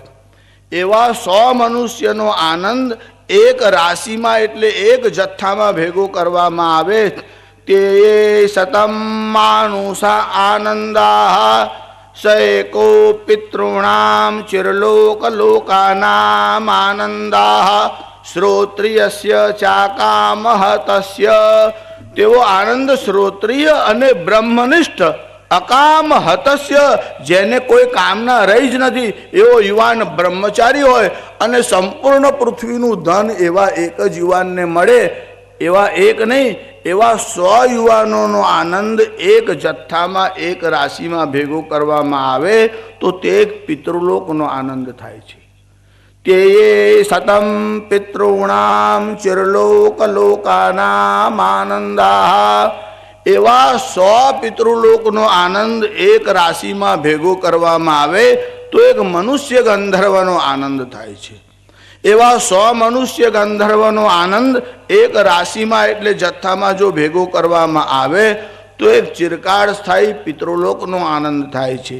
એવા 100 ચિરકાળ સ્થાયી પિતૃલોકનો આનંદ એક જથ્થામાં ભેગો કરવામાં આવે તો તે એક કર્મદેવનો આનંદ થાય છે. એવા 100 કર્મદેવનો આનંદ એક રાશિમાં ભેગો કરવામાં આવે તો તે એક અજાનજ દેવનો આનંદ થાય છે. એવા 100 અજાનજ દેવનો આનંદ જો એક રાશિમાં ભેગો કરવામાં આવે તો એક દેવતાઓના અધિપતિ ઇન્દ્રનો આનંદ થાય છે. એવા 100 ઇન્દ્રનો આનંદ એક જથ્થામાં ભેગો કરવામાં આવે તો તે એક પ્રજાપતિનો આનંદ થાય છે. એવા 100 પ્રજાપતિનો આનંદ એક રાશિમાં ભેગો કરવામાં આવે તો તે એક બ્રહ્માનો આનંદ થાય છે. એવા 100 બ્રહ્માનો આનંદ એક રાશિમાં ભેગો કરવામાં આવે તો બ્રહ્માનંદના અંશનો અંશ થાય છે. હવે તમે કલ્પના કરી શકો કે બ્રહ્માનંદ કોણે કહેવાય? જ્યારે શ્રી કૃષ્ણનું મિલન થયું ત્યારે વિદુરજીને જે આનંદ થયો, બસ એટલું જ વર્ણન કરી શકાય કે બહુ આનંદ થયો અથવા પરમાનંદ થયો, પણ એ વાણીનો વિષય થઈ શકતો નથી. કેટલાક વિષયો એવા છે જેનું વાણી વડે વર્ણન ન કરી શકાય. બ્રહ્માનંદની વાત જવા દો, લૌકિક સંસારના વિષયો એવા છે, આ 4 વસ્તુઓનું વર્ણન વાણીમાં થઈ શકતું નથી કે ઘૃત ક્ષીર મધુ દ્રાક્ષાદિકા વર્ણન કોઈ ક્યાં કર શકે, રસ નાહી કેવલ જાનતી આસ્વાદ ઇનકા સર્વદા. કોઈને ઘી ખવડાવો પછી પૂછો કેવો સ્વાદ છે, એવું કહેશે કે બહુ મજા આવી, બહુ મજા આવી, પણ બોલી નહીં શકે. ઘીનો સ્વાદ કેવો એ તમે કહી ન શકો. આ 4 વસ્તુઓનો આનંદ લઈ શકાય. રસના એટલે જીભ એનો આનંદ માણી શકે છે પણ કહી શકતી નથી. કે ઘૃત ક્ષીર દ્રાક્ષા મધુ મધુરિમા કૈરપી પદૈર વિશિષ્ટાનાખ્યેયો ભવતી રસના માત્ર વિષય. રસના માત્ર વિષય એ કેવળ રસના એટલે જીભનો જ વિષય છે, વાણીનો વિષય નથી. શ્રી કૃષ્ણને વિદુરજીનું મિલન થયું. અપાર હર્ષને કારણે વિદુરજીની આંખોમાંથી અશ્રુનો પ્રવાહ એટલો બધો વધ્યો, ભગવાનના ચરણોને ધોઈ નાખ્યા. વિદુરજી પ્રસન્ન થયા. બહુ વર્ષોથી ચિરકાળની ઈચ્છા, આ જીવ કેટલા વર્ષોથી નહીં કેટલા જન્મોથી ભગવાનથી વિખૂટો પડેલો છે, એ જ્યારે ભગવાનને મળે ત્યારે જ હૃદયમાં અપાર આનંદ થાય અને શાંતિ થાય. તે સુધી સંસારના બધા પદાર્થ એક જીવને મળી જાય તો પણ શાંતિ થઈ શકતી નથી. શાંતિ કેવળ શ્રી કૃષ્ણના ચરણોમાં છે. સંસારના પદાર્થોમાં શાંતિની છાયા છે, પણ શાંતિ નથી. શાંતિ પરમાત્માના ચરણોમાં છે. વિદુરજીને બહુ અપાર હર્ષ થયો. સુલભાના તરફ જોયું, ભગવાનના તરફ જોવા લાગ્યા. મનમાં વિચાર કર્યો, હું તો આનંદમાં એવો મગ્ન થયો, મને તો વિવેક પણ ન રહ્યો, મેં ભગવાનનો સત્કાર પણ ન કર્યો. સુલભાના તરફ જોઈને કહેવા લાગ્યા કે શ્રી કૃષ્ણ આવ્યા છે, ભગવાનનો સત્કાર કર્યો, ઘરમાં જે કંઈ પત્ર પુષ્પ ફળ હોય તે લાવો. સુલભા જલ્દીથી ઘરમાં ગયા. એક રંભાફળ કેળું પડ્યું હતું, ઉતાવળા લઈને આવ્યા. લઈને આવ્યા પછી મનના વિચાર કરવા લાગ્યા, ભગવાનને ફળ અર્પણ કરું પણ ભગવાનને કષ્ટ થશે, લાવ છોલીને આપું. એવો વિચાર કરી કેળાની કદલી ફળની આમ છાલ કાઢવા લાગ્યા. શ્રી કૃષ્ણને જોયા પછી મોટા મોટા યોગીઓને સમાધિ લાગે, ગૃહસ્થની શું સ્થિતિ થાય. છાલ કાઢી અને શ્રી કૃષ્ણના હાથમાં આપી અને ગર્ભ નાખી દીધો. એવું ભાન ન રહ્યું કે શ્રી કૃષ્ણને શું આપીએ છીએ. પણ શ્રી કૃષ્ણનો સ્વભાવ કેવો છે. શ્રી કૃષ્ણ છાલ લઈ અને ખાવા લાગ્યા. ઉપનિષદોમાં વર્ણન છે, જે વેદાંત અને સિદ્ધાંત ભણ્યા છે તેમને ખબર છે, દ્વા સુપર્ણા સયુજા સખાયા. આ જીવ અને શિવ નામના બે પક્ષી એક જ વૃક્ષ ઉપર બેઠા છે. એમાં એક ખાય છે એટલે જીવ ખાય છે અને બીજો ખાતો નથી. એટલે જીવ કર્મના ફળ ખાય છે પણ પરમાત્મા કર્મના ફળ ખાતા નથી. એનું કારણ ભગવાનને કર્મનું ફળ ભોગવવાનું હોતું નથી. હવે આ કર્મના ફળનો જે સિદ્ધાંત છે એ તો મોટો વિષય છે, આગળ કોઈક વાર વિષય આવે ત્યારે થોડું કહીશ. પણ ભગવાન કર્મના ફળ ભોગવતા નથી. ભગવાન અવતાર લઈને આવે તે કર્મને આધીન થઈને આવતા નથી. નિજ ઈચ્છા નિર્મિત તનુ, ભગવાન પોતાની ઈચ્છાથી અવતાર ધારણ કરીને આવે છે. જીવ આવે ત્યારે કોઈ પૂછતું નથી કે તમારી ઈચ્છા છે ફલાણા શેઠને ત્યાં તમારે જન્મ લેવો છે, ફલાણા રાજાને ત્યાં તમારે જવું છે. તમને કોઈ પૂછતું નથી. તમારું કર્મ હોય એ પ્રમાણે તમને ધક્કો મારવામાં આવે અને તમે એ જીવને ત્યાં જન્મ લઈને આવો છો. ભગવાન પોતાની ઈચ્છાથી આવે છે. નિજ ઈચ્છા નિર્મિત તનુ માયા ગુણ ગોપાર. આ ભગવાન પોતાની માયાનો આશ્રય લઈ અને વિવિધ પ્રકારના સ્વરૂપ ધારણ કરે છે. ઉપનિષદોમાં ઋગ્વેદમાં પણ વર્ણન છે, ઇન્દ્રો માયાભિ પુરુરૂપ ઈયતે. આ પરમાત્મા પોતાની માયાનો આશ્રય લઈ અને જેવું ચાહે તેવું રૂપ ધારણ કરી શકે છે. રૂપમ રૂપમ પ્રતિરૂપો બભૂવ.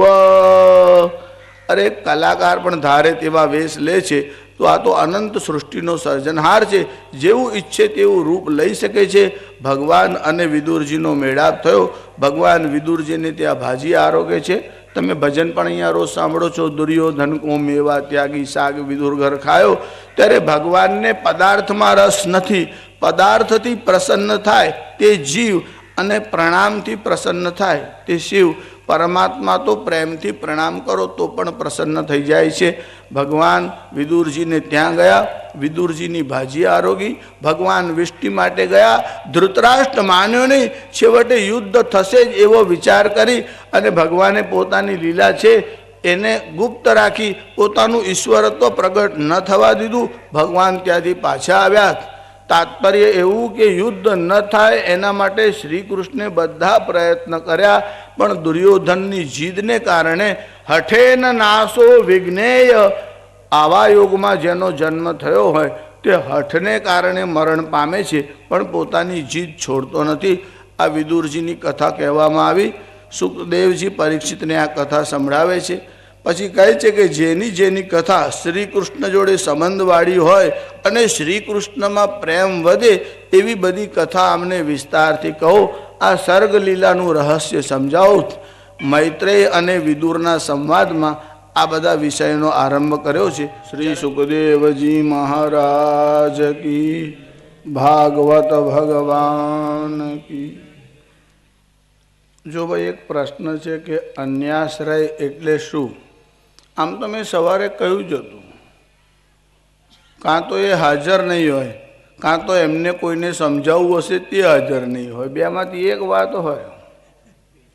બાકી લોકો કથા સાંભળે છે બહુ ધ્યાનથી. અમે લોકો એક ગામમાં કથા કરવા ગયા હતા. એક માજી આમ આગળ બેઠેલા, દસમ સ્કંદની કથા ચાલે. એટલે દસમ સ્કંદમાં 90 અધ્યાય આવે, પૂર્વાર્ધ અને ઉત્તરાર્ધ. તે માજી એક ડબ્બી લઈને બેઠેલા, એમાં પેલા કોઈન સિક્કા રાખેલા. એટલે એક અધ્યાય પૂરો થાય એટલે 1 રૂપિયો આ બાજુ મૂકે, બીજો અધ્યાય પૂરો થાય એટલે બીજો રૂપિયો આ બાજુ મૂકે.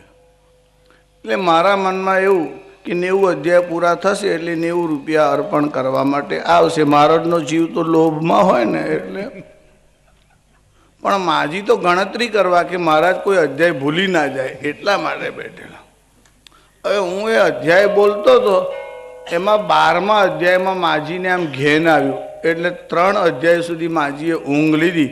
પછી કથા પૂરી થઈ એટલે મને કે મહારાજ 87 સિક્કા થયા, 3 અધ્યાય તમે ભૂલી ગયા.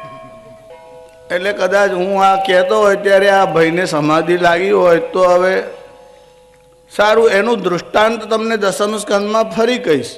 પણ અર્થ તમને એટલો કહું કે અન્યાશ્રય પરમાત્માને છોડી અને બીજા કોઈનો આશ્રય લો એનું નામ અન્યાશ્રય છે.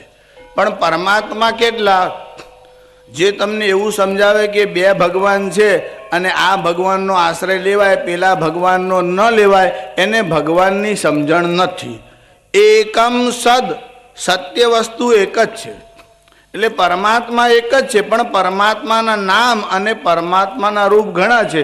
એટલે પરમાત્માના બીજા નામનો આશ્રય લેવાય કે નામ બોલાઈ જાય તો દોષ થયો છે એવું સમજવાની જરૂર નહીં. એટલે શિવજીનું નામ તો દૂર રહ્યું. જે લોકો અમુક સંપ્રદાયમાં માને છે તે જય શ્રી કૃષ્ણ પણ બોલતા નથી. જય જય શ્રી ગોકુલેશ બોલો તો બોલે, પણ જય શ્રી કૃષ્ણ ન બોલે. આટલી બધી જડતા રાખવાનું કંઈ કારણ નથી. તમને આવું કેમ સમજાવવામાં આવે છે તે આશ્ચર્ય છે. જે પેલા રબારી લોકો હોય ને તે ઘેટાને રંગ કરી રાખે છે, એમ કાળો, ધોળો, લાલ. એટલે એમનું ઘેટું બીજા ટોળામાં ના જતું રહે એવી બીક લાગે એટલે પેલો રંગ કરી રાખે. એટલે આ મહારાજોને બીક લાગે છે આ કંઈ બીજા ટોળામાં જતો રહેશે તો આપણો શિષ્ય ઓછો થઈ જશે, એટલે તમારે જય શ્રી કૃષ્ણ નહીં બોલવાનું. એટલે તમને ઘેટા બકરા સમજે છે એટલે જય શ્રી કૃષ્ણ બોલવાની ના પાડે છે. બાકી જય શ્રી કૃષ્ણ બોલશો તો આપત્તિ નથી. હા, તમે જે જપ અને ધ્યાન કરતા હોય એમાં એકાગ્રતા થાય એટલા માટે એક જ નામ અને એક જ રૂપ રાખવું જરૂરી છે. એટલે આજે તમે શ્રી કૃષ્ણ શરણમનો મંત્ર બોલતા હોય, પછી કાલે બીજો બોલો, પરમ દિવસે ત્રીજો બોલો, એવું કરશો તો એમાં એકાગ્રતા નહીં આવે. એવી રીતે જે સ્વરૂપ રાખ્યું હોય તે પણ એક જ રાખવાનું. એટલે ધ્યાનની મૂર્તિ એક રાખવાની, પૂજાની મૂર્તિ એક રાખવાની, જપ કરતા હોય તે મંત્ર એક રાખવાનો, પણ બીજું નામ બોલવાથી અથવા બીજા સ્વરૂપને પ્રણામ કરવાથી અન્યાશ્રય થઈ જશે એવી બીક રાખતા હોય તો કાઢી નાખજો. એ ડર નથી, એ જ્ઞાન નથી, એ ગાંડપણ છે. જો એવી રીતે અન્યાશ્રય થઈ જતો હોત, આગળ દસમ સ્કંદમાં જ ફરી કથા આવશે કે નંદ બાબાએ શિવરાત્રિનું વ્રત કર્યું. હવે નંદ બાબાનો અન્યાશ્રય ના થયો અને તમારો બધાનો અન્યાશ્રય થઈ જશે. જે શ્રી કૃષ્ણના પિતા છે એમને શિવરાત્રિનું વ્રત કર્યું એવી દસમ સ્કંદમાં કથા આવશે ત્યારે હું તમને કહીશ. સારું, રૂકમિણીનો વિવાહ કોની સાથે થયો? ભગવાન સાથે. ભગવાન રૂકમિણીનું હરણ કરીને ગયા ત્યારે રૂકમિણી કોની પૂજા કરવા ગયા હતા? પૂર્વેદ્યુરસ્તિ મહતી કુલદેવી યાત્રા, દેવીની યાત્રા અને ગિરિજાનું પૂજન કરવા ગયા તો રૂકમિણીનો અન્યાશ્રય ના થયો. રામજી સાથે વિવાહ થતા પહેલા સીતાજીની માતાએ ગિરિજા પૂજન જનની પઠાઈ, એમની માતાએ જ કીધું કે દીકરા જા અને પાર્વતીનું પૂજન કર. ભાગવતજીના બીજા સ્કંદમાં જુદા જુદા દેવતાઓની ઉપાસનાથી શું ફળ મળે તે લખ્યું છે. એમાં ભાગવતજીમાં એવું આવે છે કે વિદ્યા કામસ્તુ ગિરીશ, જેને વિદ્યા ભણવી હોય એને શંકર ભગવાનની પૂજા કરવી. વિદ્યા કામસ્તુ ગિરીશમ, અને દાંપત્યાર્થે ઉમામ સતીમ, અને પતિ પત્નીએ આનંદથી રહેવું હોય તો શિવ અને પાર્વતીની પૂજા કરવી. જો અન્યાશ્રય થતો હોત તો ભાગવતજીમાં આવું ન આવત. પણ ભાગવતજી જ એવું લખે છે કે દાંપત્યાર્થે ઉમામ સતીમ, જે શંકર અને પાર્વતીની પૂજા કરતા નથી તેના ઘરમાં પતિ પત્નીનો મેળ આવતો નથી. એટલે અન્યાશ્રયનો અર્થ તમે એવો સમજતા હોય કે શિવજીને પ્રણામ કરવાથી અન્યાશ્રય થઈ જશે તો અન્યાશ્રય તો નહીં થાય, પણ ઘરની શાંતિ હણાઈ જશે એવું યાદ રાખો. ભગવાન શ્રી કૃષ્ણનો વિવાહ થયો જામવતીના સાથે. પછી પુત્ર પ્રાપ્તિ માટે ઉપમન્યુના આશ્રમમાં ગયા. પછી તપશ્ચર્યા કરી ત્યારે ભગવાન શંકર પ્રસન્ન થયા અને અંબા સહિત, એટલે એનું નામ થયું સાંબ. ભગવાન શંકરે દર્શન આપ્યા અને પુત્રનું નામ રાખ્યું સાંબ. ત્યારે શ્રી કૃષ્ણે પોતાના પુત્રનું નામ રાખ્યું સાંબ. એનો અર્થ થાય છે અંબા સહિત. ત્યારે શ્રી કૃષ્ણનો અન્યાશ્રય ના થયો, નંદ બાબાનો અન્યાશ્રય ના થયો. ગોપીઓએ કાત્યાયની દેવીનું વ્રત કર્યું, એમનો અન્યાશ્રય ના થયો, તો તમારો અન્યાશ્રય કેવી રીતે થઈ જશે? એટલે અન્યાશ્રયનો અર્થ છે કે પરમાત્મા સિવાય બીજા દેવતાઓનું સ્મરણ ભલે કરો, પણ ધ્યાન ખાલી પરમાત્માનું જ કરો. એટલે ધ્યાનની મૂર્તિ એક રાખવાની, અને જે મંત્ર ગુરુ દ્વારા પ્રાપ્ત થયો હોય તે રોજ રોજ બદલવાની જરૂર નથી. માળા, મંત્ર, આસન અને મૂર્તિ, આ 4 વસ્તુઓમાં સ્થિરતા રાખવાની અને એ દેવમાં શ્રદ્ધા રાખવાની. દેવોને પૂજનારા દેવોને પામે છે, શ્રી કૃષ્ણ કહે છે. ભૂત પ્રેતોને પૂજનારા ભૂત પ્રેતોને પામે છે, અને મને પૂજનારા મને પામે છે. એટલે પરમાત્મા શ્રી કૃષ્ણની ઉપાસના કરો, પણ અન્ય દેવતાને પ્રણામ ન કરવા કે પ્રસાદ ન ખવાય અને પ્રસાદ ખાવાથી અન્યાશ્રય થશે, આ બધું ગાંડપણ કે વહેમ હોય તો તે કાઢી નાખવા જોઈએ. તુલસીદાસજી એકવાર મંદિરમાં દર્શન કરવા માટે ગયા. તુલસીદાસજીના ઈષ્ટદેવ શ્રીરામ છે. હવે જ્યારે દર્શન કરવા માટે ગયા ત્યારે ભગવાનની છબી બહુ સુંદર હતી. એટલે જોતામાં તુલસીદાસજીના મુખમાંથી એકદમ ઉદ્ગાર નીકળ્યો અને શું બોલ્યા? આહ, ક્યાં કહું છબી આપકી. પ્રભુ, આપની છબી બહુ સુંદર છે. તમે સુદર્શન ચક્ર ધારણ કરેલું છે, તમે કેળના ઉપર આમ હાથ રાખેલો છે, તમારી મૂર્તિ બહુ સુંદર દેખાય છે. પણ તુલસી મસ્તક તબ નમે ધનુષ્ય બાણ લો હાથ. તમે મારા ઈષ્ટદેવ રામ છે એટલે મને એ સ્વરૂપ બહુ ગમે છે. તમે ધનુષ્ય બાણ હાથમાં લો તો મને વધારે ગમશે. અને ભગવાને સુદર્શનને બદલે ધનુષ્ય બાણ ધારણ કર્યું અને એવો ભાવ દેખાડ્યો કે રામ અને કૃષ્ણ એક જ છે. એકમ રામંચ કૃષ્ણંચ યહ પશ્યતિ સપશ્યતિ. બીજા કોઈ પણ દેવને પ્રણામ કરો તો પણ એમાં શ્રી કૃષ્ણના દર્શન કરી શકાય. રુદ્રાણામ શંકરશ્ચાસ્મિ. ભગવાન શ્રી કૃષ્ણ ગીતામાં એવું કહે છે કે રુદ્રોમાં શંકર હું છું. ત્યારે ભગવાને ભેદ બુદ્ધિ માની નથી. એટલે પરમાત્માના સ્વરૂપમાં ભેદભાવ ન રાખો. જો સ્વયં ભગવાન એવું વચન કહે છે, એચ મૂઢા દુરાત્માનો ભિન્નમ પશ્યંતિ મામ હરે. જે શિવમાં અને મારામાં ભેદ રાખે છે તે મૂઢ એટલે મૂર્ખ છે. એચ મૂઢા દુરાત્મા ચ, અને તે દુરાત્મા છે. ભિન્નમ પશ્યતિ મામ હરે. હરિ અને હરમાં ભેદ બુદ્ધિ રાખે તે મૂળ છે. એટલું જ નહીં, બ્રહ્મ હત્યા સમમ ત્વગમ, એને બ્રહ્મ હત્યાના જેવું પાપ લાગે છે. ત્યારે ભેદ બુદ્ધિ ન રાખો. તમારા ઈષ્ટદેવ હોય એનું નામ લો, એની પૂજા કરો, એનો જપ કરો, પણ બીજા દેવતાનો અનાદર ન કરાય. પ્રણામ સર્વને કરો, જપ ઈષ્ટદેવનો કરો. પ્રણામ સર્વને કરો, ધ્યાન ઈષ્ટદેવતાનું કરો. ત્યારે ઈષ્ટદેવતાનું ધ્યાન કરો. જો તુલસીદાસજીએ પણ એવું લખ્યું કે ઔર દેવતા ચિત્ત ન ધરઈ, બીજા કોઈ દેવતાનું ચિત્તમાં ધ્યાન ન કરું. ઔર દેવતા ચિત્ત ન ધરઈ હનુમત સેય સર્વ સુખ કરઈ. સંકટ કટય મિટય સબ પીરા, જો સુમિરે હનુમત બલવીરા.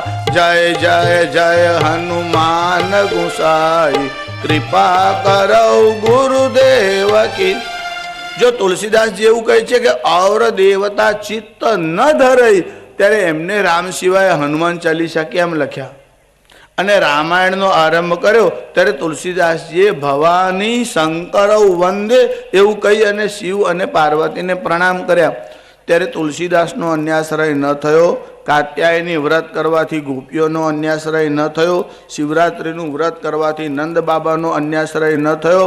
અને ભગવાન શ્રી કૃષ્ણ જે છે, જ્યારે જામવાન સાથે યુદ્ધ કરવા માટે ગયા ત્યારે શક્તિ એટલે દુર્ગાની આરાધના બધાએ કરી, ત્યારે એમનો પણ અન્યાશ્રય ન થયો.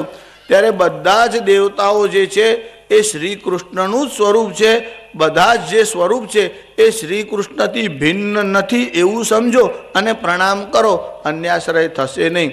અન્યાશ્રયથી શું થાય એ તમને દશમ સ્કંદની કથા આવશે ત્યારે પાછું યાદ કરાવીને ફરી કહીશ. શ્રી બાલકૃષ્ણલાલ કી. તમે લોકો જય બોલો ને ત્યારે મને એમ લાગે છે કે ભોજન કર્યા વગર આવ્યા હશે. આજે 11 હતી નહીં? હા, મને એમ કે એકાદશી હશે એટલે અવાજ નહીં નીકળતો હોય, ફરાળ કરવાનું બાકી હોય તો એવું કોઈ વાર થાય. સુખદેવજી મહારાજ કી, ભાગવત ભગવાન કી. નમઃ પાર્વતી પતય. હર હર મહાદેવ હર. જો આ તૃતીય સ્કંદમાં બધા બહુ વિષયો છે. ઘડિયાળ પણ જોઉં છું, વિષય પણ જોઉં છું, દિવસોનો વિચાર પણ રાખું છું. એટલે બધું બોલવા બેસીએ તો પાર ન આવે. પણ થોડોક સાર તમને કહું. આ મૈત્રેય અને વિદુરજીના સંવાદમાં પરમાણુ કાળની ચર્ચા છે. પરમાણુ કાળ એટલે શું? તમે લોકો કોઈ વાર ટીવી પર ઓલિમ્પિકની ગેમ જોતા હશો. એમાં દોડની હરીફાઈ હોય કે બીજી કોઈ હરીફાઈ હોય ત્યારે તમને ટાઈમનો નાનો એકમ કયો ખબર છે? કલાકથી નાનું મિનિટ કહેવાય, મિનિટથી નાનું હોય એને સેકન્ડ કહેવાય, અને સેકન્ડ કરતાં નાનો ભાગ હોય તેને શું કહેવાય? પછી એના વિભાગ છે ફ્રેક્શન ઓફ સેકન્ડ, એટલે સેકન્ડનો 100મો ભાગ બતાવે એવી ઘડિયાળો આજકાલ શોધી કાઢી છે. એટલે 2 જણ દોડ્યા હોય અને થોડોક જ ફેર રહ્યો હોય તો એમાં પહેલું ઇનામ કોણે આપવું? તાત્પર્ય એવું કે સમયનો જે નાનામાં નાનો ભાગ હોય એને યુનિટ એટલે એકમ કહેવાય. તમને નાનામાં નાનો ભાગ કયો ખબર છે? સેકન્ડ અથવા તો સેકન્ડનો 100મો ભાગ. એનાથી વધારે સમયનું યુનિટ કયું એ ખબર નથી. ભાગવતજીમાં પરમાણુ કાળની ચર્ચા છે. એટલે સમયનું નાનામાં નાનું યુનિટ અને સમયનું મોટામાં મોટું યુનિટ. હવે સમયનો એટલે કાળનો મોટામાં મોટો ભાગ કયો? તો કહે છે વર્ષ. નાના. એનાથી મોટું શું? તો કહે છે દશકો. એનાથી મોટું તો 100 વર્ષ, એને કહેવાય સેન્ચ્યુરી. પછી તો 10મી સદી, 11મી સદી, ખાલી આંકડા વધે. પણ યુનિટ મોટું છે સેન્ચ્યુરી અને નાનું છે સેકન્ડ. પણ એના કરતાં ભાગવતજીમાં પરમાણુ કાળની ચર્ચા છે. પરમાણુ કાળ કોને કહેવાય? તમે કોઈ વાર ઘરમાં બેઠા હોય અથવા આશ્રમમાં કોઈ જગ્યાએ બેઠા છો, ઉપર આમ પતરા નાખેલા છે, એમાં કોઈ કાણું છે અને એમાંથી સૂર્યનારાયણનું કિરણ અંદર આવે છે. સૂર્યનું કિરણ છતમાંથી જે અંદર ઘરમાં આવે ત્યારે એમાં સૂર્યના કિરણમાં જે નાની નાની રજકણો ઉડતી દેખાય છે એને કહેવાય છે ત્રસરેણુ. જો તમે ફિઝિક્સ ભણ્યા હોય તો તમને ખબર હશે કે પદાર્થનો જે નાનામાં નાનો ભાગ હોય એને કહેવાય મોલેક્યુલ. એના કરતાં નાનો હોય તો અણુથી નાનો હોય એને કહેવાય એટમ એટલે પરમાણુ. પણ એના કરતાં નાનો ભાગ કયો? તો ઇલેક્ટ્રોન, પ્રોટોન અને ન્યુટ્રોન. એનાથી નાનું શું? જો ખરેખર પરમ અણુ એને જ કહેવાય કે જેનું વિભાજન ન થઈ શકે. પરમાણુ ભેગા થાય ત્યારે અણુ બને છે. એવા 2 અણુ ભેગા થાય ત્યારે દ્વયઅણુ બને છે. એવા 3 અણુ ભેગા થાય ત્યારે એને ત્રસરેણુ કહેવાય છે. જે તમને સૂર્યના કિરણમાં બારીક ઉડતા દેખાય છે એને કહેવાય ત્રસરેણુ. એવા 3 ત્રસરેણુમાંથી સૂર્યને પસાર થતા જે ટાઈમ લાગે ત્રુટિરિત્યભિધીયતે એને કહેવાય છે ત્રુટિ. આ સમયનું નાનામાં નાનું માપ છે. શુચ્યામ પદ્મપત્ર ભિન્ન ત્રુટિરિત્યભિધીયતે. એવી 100 ત્રુટિ થાય ત્યારે એક વેદ થાય. એવા 3 વેદ થાય ત્યારે એક લવ થાય. સંસ્કૃતનો લવ, અંગ્રેજીનો લવ નહીં. એવા 3 લવ થાય ત્યારે એક નિમેષ એટલે આંખનો પલકારો થાય. એવી 5 નિમેષ થાય ત્યારે એક ક્ષણ થાય. એવી 5 ક્ષણ થાય ત્યારે એક કાષ્ઠા થાય. એવી 15 કાષ્ઠા થાય ત્યારે એક લઘુ થાય. એવા 15 લઘુ થાય ત્યારે એક ઘડી એટલે 24 મિનિટ થાય. હવે પેલું ત્રુટિવાળું માપ તમારી પાસે કેલ્ક્યુલેટર કે કોમ્પ્યુટર હોય તો જરા ઘેર જઈને ગણિત કરજો એટલે તમને ખબર પડશે કે એક ઘડી એટલે કેટલી ત્રુટિ અને કેટલા ભેદ થાય. એક ઘડી એટલે 24 મિનિટ થાય, એવી 2 ઘડી થાય ત્યારે એક મુહૂર્ત થાય, એવા 3.5 મુહૂર્ત થાય ત્યારે 7 ઘડી થાય ત્યારે 1 પ્રહર થાય, એવા 4 પ્રહરનો દિવસ અને 4 પ્રહરની રાત્રિ એટલે 8 પ્રહર થાય ત્યારે 1 અહોરાત્ર એટલે 24 કલાક થાય, એટલે 1 દિવસ થાય, એવા 7 દિવસ થાય એટલે 1 સપ્તાહ થાય, એવી 2 સપ્તાહ થાય એટલે 1 પક્ષ થાય, કૃષ્ણ પક્ષ અને શુક્લ પક્ષ. ત્યારે ચંદ્રમા જે છે ને તેનો 1 દિવસ થાય અને 1 રાત્રિ થાય. એવા 2 પક્ષ થાય ત્યારે 1 માસ થાય એટલે 1 મહિનો. એવા 2 માસ થાય ત્યારે 1 ઋતુ થાય. તમે જે આ શિયાળો ઉનાળો ને ચોમાસું બોલો છો એ તો મુખ્ય એવા 3 ભાગ છે, પણ ઋતુઓ 6 છે. હવે તો 6 ઋતુઓના નામ લોકોને આવડતા નથી, 3 જ નામ બોલે, શિયાળો ઉનાળો ચોમાસું. હવે ગ્રીષ્મ છે, વર્ષા છે, હેમંત છે, શિશિર છે, શરદ છે, આ ઋતુઓના નામ વિદ્યાર્થીઓને આવડતા નથી. અને અંગ્રેજીમાં તો 4 અને વધારેમાં વધારે 5 ઋતુઓના નામ ડિક્શનરીમાં તમને મળશે. થોડી રિસર્ચ આ પિક્ચરવાળાઓ કરી છે એટલે એમને લખ્યું કે ઋતુઓ કેટલી છે, ત્યારે 4 નામ આવડ્યા અને 1 એમને પોતાના તરફથી એમાં એડ કરી કે પતઝડ, સાવન, બસંત, બહાર ઓર 5વા મૌસમ પ્યાર. હવે આ કઈ ડિક્શનરીમાંથી શોધી લાયા તે તો પિક્ચરવાળાને જ ખબર, પણ એમને 4 ઋતુઓના નામ આપ્યા. એમાં પતઝડ એટલે જેમાં પાંદડાઓ ખરે તે, સાવન એટલે વર્ષા ઋતુ, પતઝડ, સાવન, બસંત, બહાર ઓર 5વા મૌસમ પ્યાર. તે છોકરાઓને બધા ભણ્યા કરતા હોય, એમને યાદ થઈ ગયું છે. પણ ઋતુઓ 6 છે. 2 માસ થાય ત્યારે 1 ઋતુ થાય અને 3 ઋતુ થાય ત્યારે 1 અયન થાય, ઉત્તરાયણ અને દક્ષિણાયન. ત્યારે દેવતાઓની 1 રાત્રિ થાય અને 1 દિવસ થાય. એવા 2 અયન થાય ત્યારે 1 વર્ષ થાય. એવું 100 વર્ષનું માણસનું આયુષ્ય, એ સૌર વર્ષ જે મેં તમને સવારે કહ્યું હતું કે 365 દિવસ 5 કલાક 48 મિનિટ અને 11 સેકન્ડ થાય ત્યારે આ પૃથ્વી સૂર્યની 1 પરિક્રમા કરે, એને સૌર વર્ષ કહેવામાં આવે છે. એવું 100 વર્ષનું માણસનું આયુષ્ય એવા મનુષ્યના 4,32,000 વર્ષ થાય ત્યારે 1 કલિયુગ થાય. જો કલિયુગના 4,32,000 વર્ષ છે, એમાંથી હજુ 5,100 ને કેટલા વર્ષ થયા, આ 9 પૂરા થશે. ઈસવીસન પૂર્વે 3,102 વર્ષ પહેલાં ભગવાન શ્રી કૃષ્ણ સ્વધામમાં ગયા ત્યારથી કલિયુગનો આરંભ થયો. એવા 2 કલિયુગ થાય એટલે 4,32,000 ગુણ્યા 2. તમારી પાસે કેલ્ક્યુલેટર જો હોય મોબાઈલમાં તો તમે જોડે જોડે ગણતા જાઓ. એટલે 4,32,000 × 2 એટલે 8,64,000 વર્ષ થાય ત્યારે 1 દ્વાપર યુગ થાય. એવા 3 કલિયુગ એટલે 4,32,000 ગુણ્યા 3 એટલે 12,96,000 વર્ષ થાય ત્યારે 1 ત્રેતા યુગ થાય.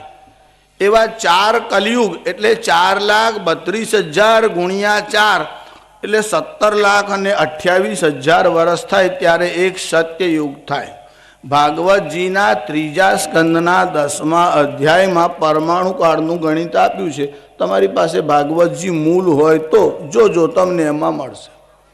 પછી આ 4 યુગના વર્ષોનો સરવાળો કરો એટલે 4,32,000 વત્તા 8,64,000 વત્તા 12,96,000 વત્તા 17,28,000 એટલે 43,20,000 વર્ષની ચતુર્યુગની 1 ચોકડી થાય. એ જે ચતુર્યુગી છે એનો હિસાબ કેવી રીતે ગણવાનો?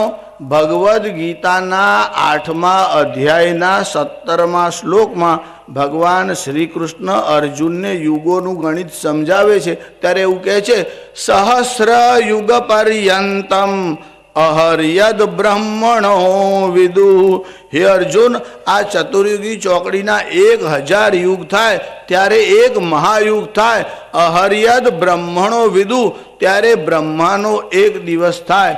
એટલે સતંતે યુતમ હાયના 2 યુગે ત્રીણી ચત્વારે ક્રિન્મઃ 4 અબજ અને 32 કરોડ વર્ષ મનુષ્યના થાય ત્યારે બ્રહ્માની એક રાત્રિ થાય અને એટલો જ બ્રહ્માનો એક દિવસ થાય. શાસ્ત્રીજી, આ ગણિત તો તમે કીધું અને અમે સાંભળ્યું. મંડપની બહાર જતાં પહેલાં જ ભૂલી જવાના છે, બહાર જતાં સુધી પણ રહેવાનું નથી.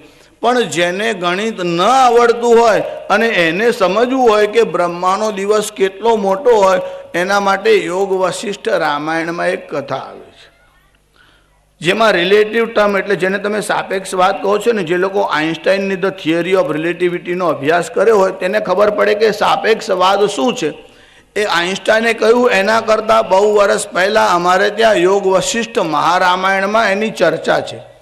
પણ એને એક નાના દૃષ્ટાંતથી તમને કહું કે આપણે ત્યાં ઘરમાં સૂતક લાગે, એ સૂતક 2 પ્રકારનું હોય.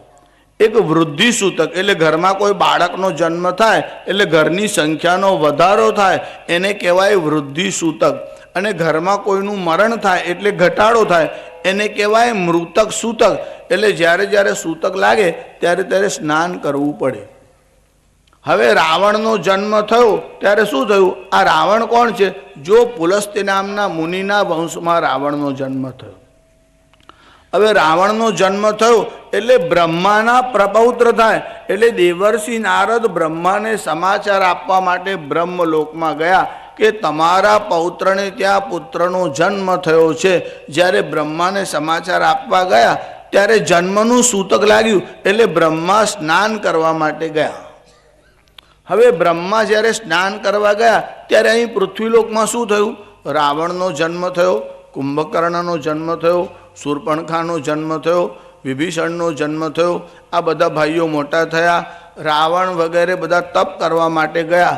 10,000 વર્ષ સુધી તપ કર્યું. બધાને જુદા જુદા વરદાન મળ્યા. રાવણને વરદાન મળ્યું, કુંભકર્ણને વરદાન મળ્યું. રાવણને એવું વરદાન મળ્યું કે નર અને મનુષ્ય એ મને મારી ન શકે, એવું વરદાન રાવણને મળ્યું.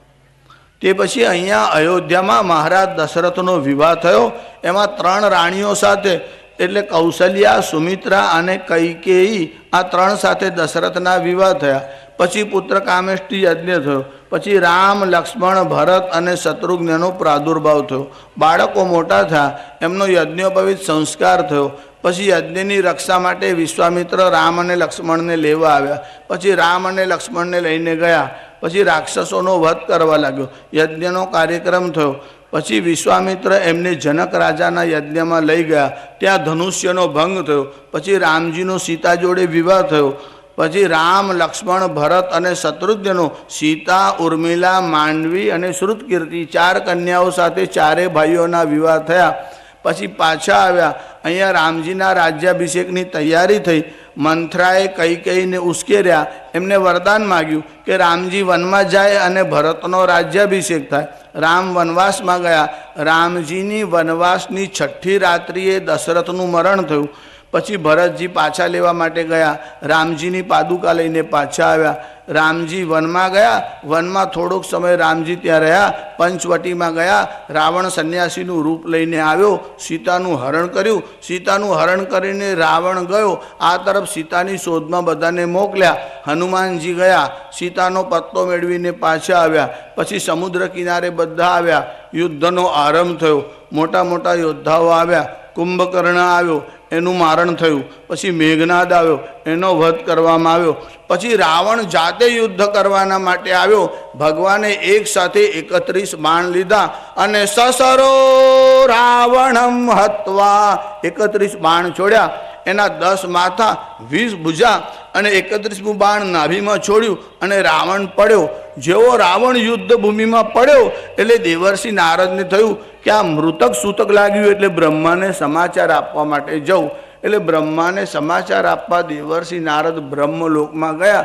ત્યારે પેલા જન્મના સૂતકનું સ્નાન કરીને બ્રહ્મા બહાર નીકળતા હતા અને દેવર્ષિ નારદે કીધું કે રાવણ તો ગયો એટલે વળી પાછા મૃતક સૂતકનું સ્નાન કરવા ગયા. ત્યારે ઉપર ખાલી સ્નાન થયું ત્યાં સુધી તો અહીંયા આખું રામાયણ પૂરું થઈ ગયું. એટલો બધો સમય જાય ત્યારે બ્રહ્માનો દિવસ જાય. એટલે તમને ગણિત ન આવડે તો આ બીજો ઉપાય, એટલે દૃષ્ટાંતથી તમને કહ્યું કે બ્રહ્માનો દિવસ કેવો હોય છે. આ પરમાણુ કાળ છે. એટલે નાનામાં નાનો કાળ અને મોટામાં મોટું યુનિટ, આ બંનેનો વિચાર કરવામાં આવ્યો. પછી સૃષ્ટિનું સર્જન કેવી રીતે થયું, કુમાર સૃષ્ટિ કેવી રીતે થઈ, પશુ પક્ષીઓની સૃષ્ટિનું સર્જન કેવી રીતે થયું, આ બધા જ વિષયનો વિસ્તારથી વિચાર કરવામાં આવ્યો. પણ મરીચી નામના ઋષિ થયા, એમને ત્યાં કશ્યપનો જન્મ થયો. આ કશ્યપ નામના ઋષિની 2 પત્નીઓ, એક દિતિ અને બીજા અદિતિ. એમાં દિતિથી દૈત્ય થયા અને અદિતિથી દેવતાઓનો જન્મ થયો. એકવાર સાયંકાળનો સમય હતો. આ દિતિ બેઠા હતા અને કશ્યપ ઋષિ ધ્યાનમાં હતા. ત્યારે દિતિના મનમાં વિચાર આવ્યો કે સંતાનની પ્રાપ્તિ માટે હું ઋષિને પ્રાર્થના કરું. એટલે દિતિ કશ્યપ ઋષિની પાસે ગયા, ઋષિને પ્રણામ કર્યા અને કહ્યું કે મારી ઈચ્છા સંતાન પ્રાપ્તિની છે. ત્યારે કશ્યપ નામના ઋષિએ કહ્યું કે દેવી, આ સાયંકાળનો સમય છે. સંધ્યાકાળે ભગવાન શંકર નંદી ઉપર બેસી અને વરદાન આપવા માટે નીકળે છે. આ સમયે કામની ઈચ્છા ન કરો અને વ્રતમાં રહો અને સંયમનું પાલન કરો તો વધારે સારું. દેવીએ જરા હઠ કરી, ના, મારી સંતાનની ઈચ્છા છે. જો કશ્યપ ઋષિએ બહુ સમજાવ્યા પણ દિતિ માન્યા નહીં. સાયંકાળે ભગવાનનું ભજન કરો, ચિત્ત નવરું થાય એટલે અર્થ અને કામ બેમાં જલ્દી જાય છે. જ્યારે દિતિએ કામ સુખ ભોગવવાની ઈચ્છા કરી, ઋષિએ ના પાડી, દેવીએ હઠ કર્યું. પરિણામ શું થયું? ઋષિએ કહ્યું કે તમે સાયંકાળે સંસારનું સુખ ભોગવવાની ઈચ્છા કરી છે, તમારા ઉદરમાં બાળકો તો આવશે પણ આસુરી વૃત્તિના બાળકો આવશે. એટલે દિતિના ઉદરમાં 2 બાળકો આવ્યા. તે કોણ? હિરણ્યાક્ષ અને હિરણ્યકશિપુ. આ હિરણ્યાક્ષ જે છે ને એ વિચિત્ર હતો. એના રોજ રોજ હાથ વધતા જતા હતા. હવે રોજ હાથ વધતા હોય એટલે તમે વિચાર કરો કે આજે 2 હોય, પછી 4 થાય, 6 થાય, ત્યારે આજનું ટી શર્ટ કાલે ના આવે, આજનો જબ્બો કાલે ના આવે. હાથ વધે એટલે ફર્મ બદલવો પડે, પછી પાછું પરમ દિવસે ફરી વધે. રોજ રોજ હાથ વધે તો બહુ ત્રાસ થાય. એટલે હાથ વધે એટલે શું થાય? હિરણ્ય એટલે સોનું અને અક્ષ એટલે આંખ. જેની આંખમાં સોનું એટલે લોભ બહુ છે. હાથ વધવાનો અર્થ છે, આપણે એવું કહીએ છીએ ને કે સરકારના હાથ બહુ લાંબા છે, એટલે તમે ગુનો કરીને ગમે ત્યાં ભાગો તો પણ પકડી લેશે. જો કે હવે સરકારના હાથ બહુ ટૂંકા થયા છે, બાજુમાં જ હંતાડીને રાખે છે તોય પકડતી નથી, અને ફાંસી આપવી કે નહીં એની પાછી ચર્ચા કરે છે. એટલે અત્યારે જે શાસન છે એની ચર્ચા તો ન કરીએ, પણ હિરણ્યાક્ષનો લોભ એવો હતો કે રોજ રોજ હાથ વધતા હતા. આ હિરણ્યાક્ષનો વધ કરવા માટે ભગવાન વરાહ નારાયણનું રૂપ લઈને આવ્યા. વરાહ કોને કહેવાય? આમ તો ગુજરાતીમાં આપણે શુકર અથવા ભૂંડ કહીએ છીએ ને, એને સંસ્કૃતમાં કહેવાય છે વરાહ. વરાન આહર્તિથી વરાહ. વરાહ એ યજ્ઞ નારાયણનું સ્વરૂપ છે. એનું નામ એક સંસ્કૃતમાં શુકર છે. શું કરોતી શુકર. આ ભૂંડ જે હોય ને જમીનને આમ સૂંઘી સૂંઘીને ચાલે, અને એનું મોઢું હોય તે આમ જમીનને અડકતું હોય, અને પીઠનો ભાગ હોય ને તે ઉપર હોય. જો જે પુણ્ય કરે એનું માથું ઊંચું થાય, અને પાપ કરે ને તેનું માથું નીચું થાય અને પીઠ ઊંચી થાય. એટલે તમે પુણ્ય કરશો તેમ તેમ માથું ઉપર થતું જશે. એટલે જે ગુનેગાર હોય ને પકડાય ને તો એનું માથું આમ પડી જાય છે. એનું કારણ પાપથી માથું નીચે થાય છે. એટલે પાપ યોની કઈ છે કે જેના માથા નીચે બનાવ્યા છે તે બધી પાપ યોની છે. જો તમે ચામચીડિયાને જોયું છે, એનું માથું નીચે હોય અને ટાંટિયા ઉપર હોય, આમ ઊંધું લટકતું હોય. આ વાગોળને તમે જોઈ છે, એનું માથું નીચે હોય અને પગ ઉપર હોય. જે પાપ બહુ કરે તેનું માથું નીચું થાય છે, પછી પુણ્ય વધે તેમ તેમ ધીરે ધીરે માથું ઉપર થતું જાય. એટલે ચામચીડિયા કે વાગોળ હોય, પછી એમાંથી શુકર એટલે ભૂંડ થાય, થોડુંક માથું ઊંચું થાય, પછી પાછો કૂતરો થાય, બિલાડો થાય, પાડો થાય. તમે જુઓ ભગવાને જે પ્રાણીઓ બનાવ્યા તેમ હોરિઝોન્ટલ એટલે આડા બનાવ્યા. કૂતરો આડો, પાડો આડો, બિલાડો આડો, ભેંસ આડી, ગધેડો આડો, આ બધાને આડા બનાવ્યા. અને માણસને આમ વર્ટિકલ એટલે સીધો બનાવ્યો.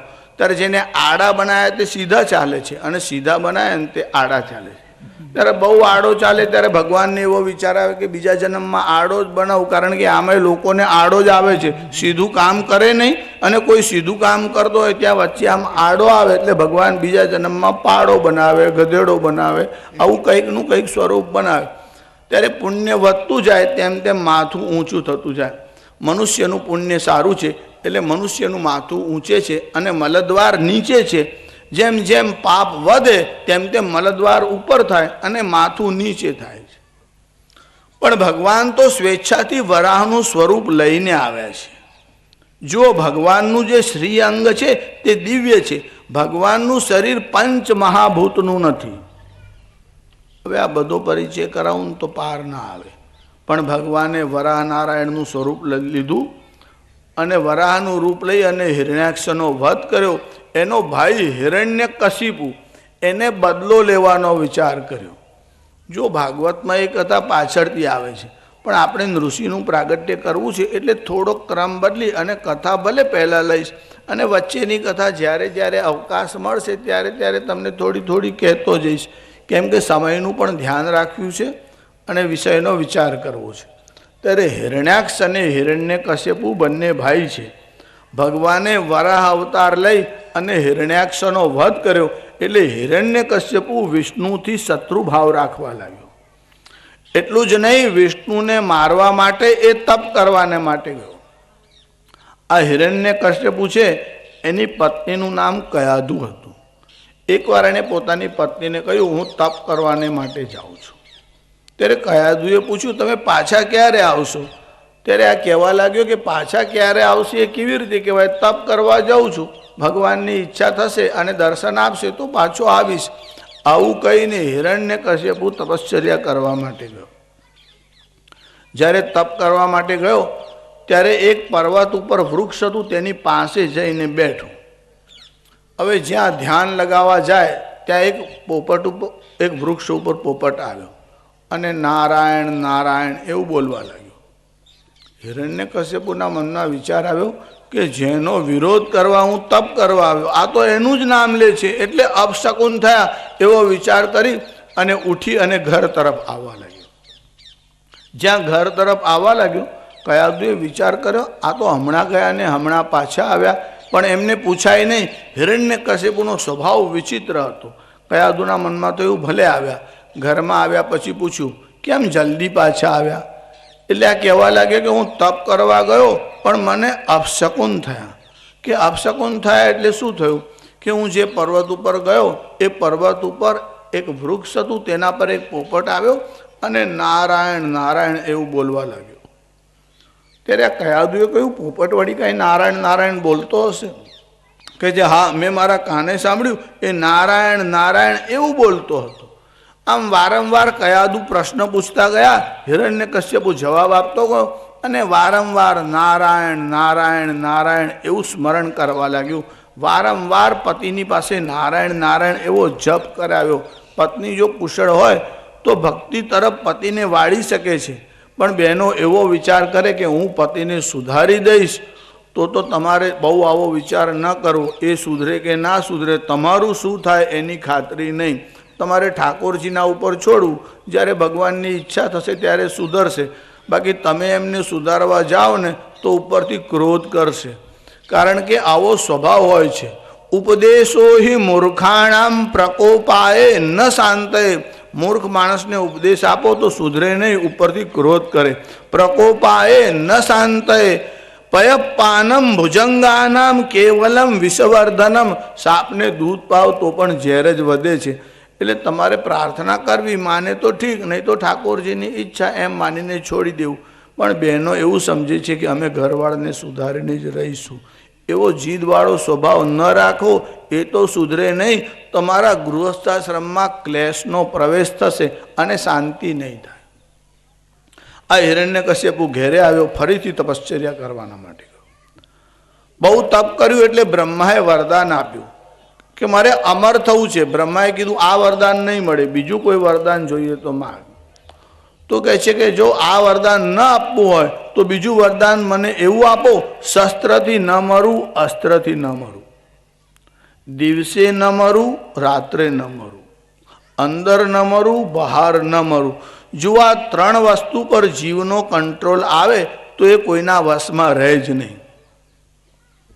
દિવસે ન મરું, રાત્રે ન મરું એટલે એને કહેવાય છે ટાઈમ. જો તમે સમયના ઉપર અંકુશ મેળવો તો તમારો વિજય કેવો થાય? દિવસ કે રાત ગમે ત્યારે તો માણસ મરે જ, પણ એને કહેવાય છે ટાઈમ. એટલે ટાઈમ અને સ્પેસ, અંદર ન મરવું, જલમાં ન મરવું, સ્થળમાં ન મરવું, એને કહેવાય સ્પેસ. અને શસ્ત્ર અને અસ્ત્ર પર વિજય મેળવું એટલે મોશન. એટલે ટાઈમ, સ્પેસ એન્ડ મોશન, આ ત્રણ ઉપર જીવ જલ્દી કંટ્રોલ કરી શકતો નથી. આ ત્રણ વસ્તુ જો જીવના હાથમાં આવે તો બહુ મોટો અનર્થ થાય. આજે પણ મોટા મોટા જે સત્તા ધરાવવાવાળા રાષ્ટ્રો છે એ એવું જ વિચારે છે કે ટાઈમ, સ્પેસ અને મોશન આ ત્રણેય ઉપર અમારો કંટ્રોલ રહે, અને નજીક જાય છે તો આટલો બધો ઉપદ્રવ કરે છે. હિરણ્યકશ્યપુ જેટલું સામર્થ્ય આવે તો કેવો અનર્થ થઈ શકે. વરદાન મેળવ્યું, હિરણ્યકશ્યપુ ઘેર આવ્યો. આ કયાદુ જે હતા ને એ સગર્ભા હતા, એમના ઉદરમાં બાળક હતા. આપણને એક બાળકનું નામ બધાને ખબર છે, પ્રહલાદ. પણ પ્રહલાદના બીજા ભાઈઓ હતા, પ્રહલાદ, સંહલાદ, અનુલ્લાદ અને હલાદ, એવા 4 ભાઈઓ હતા. એમાં પ્રસિદ્ધ નામ પ્રહલાદનું થયું. આ કયાદુના ઉદરથી પ્રહલાદનો જન્મ થયો. એ પહેલાં કયાદુ સત્સંગ કરતા હતા અને દેવર્ષિ નારદ ત્યાં સત્સંગ કરાવવા માટે આવ્યા. જ્યારે બાળકો ઉદરમાં હોય અથવા સ્ત્રી રજસ્વલા ધર્મમાં હોય ત્યારે એમને ઘણા બધા નિયમોનું પાલન કરવું જોઈએ. આજકાલ બહેનો રજસ્વલા ધર્મ પાળતા નથી. ઘણા એવું સમજે છે કે સ્નાન કરી અને શરીર શુદ્ધ થાય એટલે પછી સ્પર્શ કરીએ તો ચાલે. એવું હોતું નથી. રજસ્વલા ધર્મનું પાલન કરો. કેટલાક બહેનોનો એવો સ્વભાવ હોય કે રજસ્વલા ધર્મમાં હોય ત્યારે બેઠા બેઠા આમ દાંતથી નખ તોડ્યા કરે. નખચ્છેદે નકુનખી, જો તમે દાંત વડે નખ તોડો અને પછી એ સ્ત્રી સગર્ભા થાય અને બાળકનો જન્મ થાય તો એ બાળક જાડા, કાળા અને વિકૃત નખવાળો થાય છે. પછી એ નખ જલ્દીથી કપાય નહીં, પાણીમાં પલાળી રાખવા પડે અને પછી જ એ કપાય. ત્યારે નખચ્છેદે નકુનખી, જો દાંત વડે નખ તોડો તો ખરાબ નખવાળો બાળક થાય છે. તૈલાભ્યંગેન, કેટલાક બહેનો ઉપટન લગાડે છે. ભલે લગાડો, એમાં દહીં હોય, એમાં ચણાનો લોટ નાખે, એમાં તેલ નાખે અથવા ઘી નાખે, પછી શરીર પર એનાથી માલિશ કરે અને પછી ધીરે ધીરે એ બધું આમ ઉતારતા જાય. એને કહેવાય ઉપટન. પછી દૂધ અને જળ વડે સ્નાન કરે, એનાથી સ્કિન સ્મૂથ એટલે કોમળ રહે. પણ રજસ્વાલા અવસ્થામાં જો સ્ત્રી હોય અને 3 દિવસ દરમિયાન ઉપટન લગાડે, એનાથી જે બાળક થશે તે સ્કિન ડિસીઝવાળો, ચામડીના 22 પ્રકારના દર્દ છે. એમાં લ્યુકોડર્મા અને લેપ્રસી બહુ ડેન્જરસ છે. જો રજસ્વાલા અવસ્થામાં સ્ત્રી ઉપટન લગાડે તો એ બાળક ચામડીના દર્દવાળો થાય છે.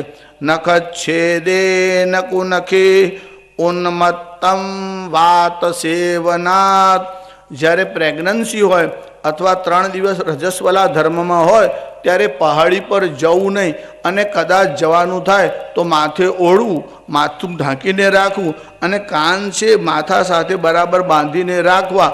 જો એવું કરવામાં ન આવે અને જ્યાં સુસવાટાવાળો પવન એટલે અવાજ સાથે જે પવન આવતો હોય એ જો લાગે તો ઉન્મત્તમ વાત સેવનાત, એનાથી જે બાળક થશે તે ઉન્મત્ત એટલે મંદ બુદ્ધિવાળો થશે. પછી તમે કહો શાસ્ત્રીજી કોઈ મંત્ર આપો, આ તો ભણતો જ નથી, આ તો સામે બોલે છે, આ તો ગાંઠતો જ નથી. પણ ભૂલ એની માતાએ કરી, એનું પરિણામ તો આવે જ નહીં. ત્યારે જે નિયમો છે એનું પાલન કરો. ધર્મશાસ્ત્ર તમને જે નિયમ કહે છે એ તમારા કલ્યાણ માટે છે. ખાલી વિજ્ઞાન ભણવા લાગો એટલે વિરોધ ન કરો. શાસ્ત્રીજી રજસ્વાલા ધર્મમાં અડકી જાય તો એમાં શું આકાશ તૂટી પડે? તમને એનું કારણ ખબર નથી. જ્યારે વિજ્ઞાન શોધશે ત્યારે તમે જાણશો. પણ ધર્મશાસ્ત્રમાં આ વિજ્ઞાન શોધાયેલું છે. જાપાનમાં એક ડૉક્ટર હતા, એનું નામ હતું તોમાતો. એ પોતાની લેબોરેટરીમાં બધા પ્રયોગ કરતો હતો. રક્ત પરીક્ષણ એટલે બ્લડનું પરીક્ષણ કરતો હતો. ત્યાં એને એક છોકરી રાખી હતી. એનું કામ શું હતું? રોજ તાજા ફૂલ લાવી અને ફૂલદાનીમાં દવાખાનામાં મૂકી. એકવાર એનું ધ્યાન ગયું કે આ છોકરી ફૂલ લાવીને મૂકે છે ત્યારે 7-7, 5-5 દિવસ સુધી ઘણીવાર તાજા રહે છે, પણ મહિનામાં 3 દિવસ એવું થાય છે કે 3 કલાક વહેલા મુરઝાઈ જાય છે. એટલે એને એ છોકરીને બોલાવી અને એનું બ્લડ, રક્ત લીધું અને પરીક્ષણ કર્યું. એને પરીક્ષણ કર્યા પછી એવો નિર્ણય આપ્યો કે જ્યારે આ કન્યા રજસ્વાલા ધર્મમાં આવે છે ત્યારે ફૂલ 3 કલાક વહેલા મુરઝાઈ જાય છે, એટલે ફૂલો પર એનો પ્રભાવ થાય છે. ફૂલ ઉપર થાય છે અને બાળક પર કે એના પિતા ઉપર નથી થતો, આવી તમારી સમજણ કાચી છે. એટલે ધર્મશાસ્ત્ર જે કહે છે તેનું પાલન કરો. આજે તમને સમજાયું નથી, કાલે સમજાશે ત્યારે મોડું થયું હશે. ટૂંકમાં આ બધા નિયમોનું પાલન કરવું. દીતિ સંધ્યાકાળે ગયા, કશ્યપ ઋષિએ સમજાવ્યા, ન માન્યા. એટલે કશ્યપ ઋષિએ કહ્યું તમારા ઉદરમાં આસુરી બાળકો આવશે. એ આસુરી બાળકો એ હિરણ્યાક્ષ અને હિરણ્યકશ્યપુ. એ હિરણ્યકશ્યપુએ વરદાન મેળવ્યું. પછી એના પત્ની સગર્ભા થયા. દેવર્ષિ નારદ ત્યાં ગયા. દેવર્ષિ નારદે સત્સંગ કરાવ્યો અને પ્રહલાદનો જન્મ થયો. એટલે જન્મથી જ આ બાળક દિવ્ય સંસ્કારવાળો થયો અને પરમાત્માનો પરમ ભક્ત થયો. હવે હિરણ્યકશ્યપુને નારાયણ એટલે વિષ્ણુથી વેર, અને આ બાળક તો વિષ્ણુનું ભજન કરે. એટલે હિરણ્યકશ્યપુના મનમાં ક્રોધ આવ્યો. એને 2 શિક્ષકોને રાખ્યા. એનું નામ હતું સંડામર્ક, કે આ બાળકને રાજનીતિ ભણાવો. પણ પ્રહલાદને રાજનીતિમાં રસ ના આવે, એ તો ભગવાન નામ સ્મરણ કરે. એકવાર હિરણ્યકશ્યપે સૂચના આપી, 2 વાર 3 વાર. એને સેવકો એવા સમાચાર આપે કે આ પ્રહલાદ તો બધા બાળકોને ભેગા કરે છે અને બધાને નારાયણ નામનો મંત્ર છે તે બોલાવે છે. હવે હિરણ્યકશ્યપુનો ક્રોધ બહુ વધ્યો. સંડામર્કને બોલાવ્યા કે આ બાળકને તમે ભગવાનનું નામ કેમ ભણાવો છો? સંડામર્કે કહ્યું, ન મત પ્રણીતમ ન પર પ્રણીતમ. અમે ભણાવ્યું નથી, બીજા કોઈને ભણાવવા દીધું નથી. હે હિરણ્યકશ્યપુ, આશ્ચર્ય તો અમને થાય છે. ન મત પ્રણીતમ ન પર પ્રણીતમ. મેં ભણાવ્યું નથી, બીજા કોઈ પાસે ભણવા ગયો નથી. મને તેવું લાગે છે આ તો ભણીને જ આવ્યો છે. અને વાત સાચી હતી. દેવર્ષિ નારદે પહેલાં સત્સંગ કરાવ્યો હતો. એટલે એ બાળક ભણીને જ આવ્યો હતો. પુણ્ય તો જન્મ જન્માંતરનું જીવ ભેગું લઈને આવે છે.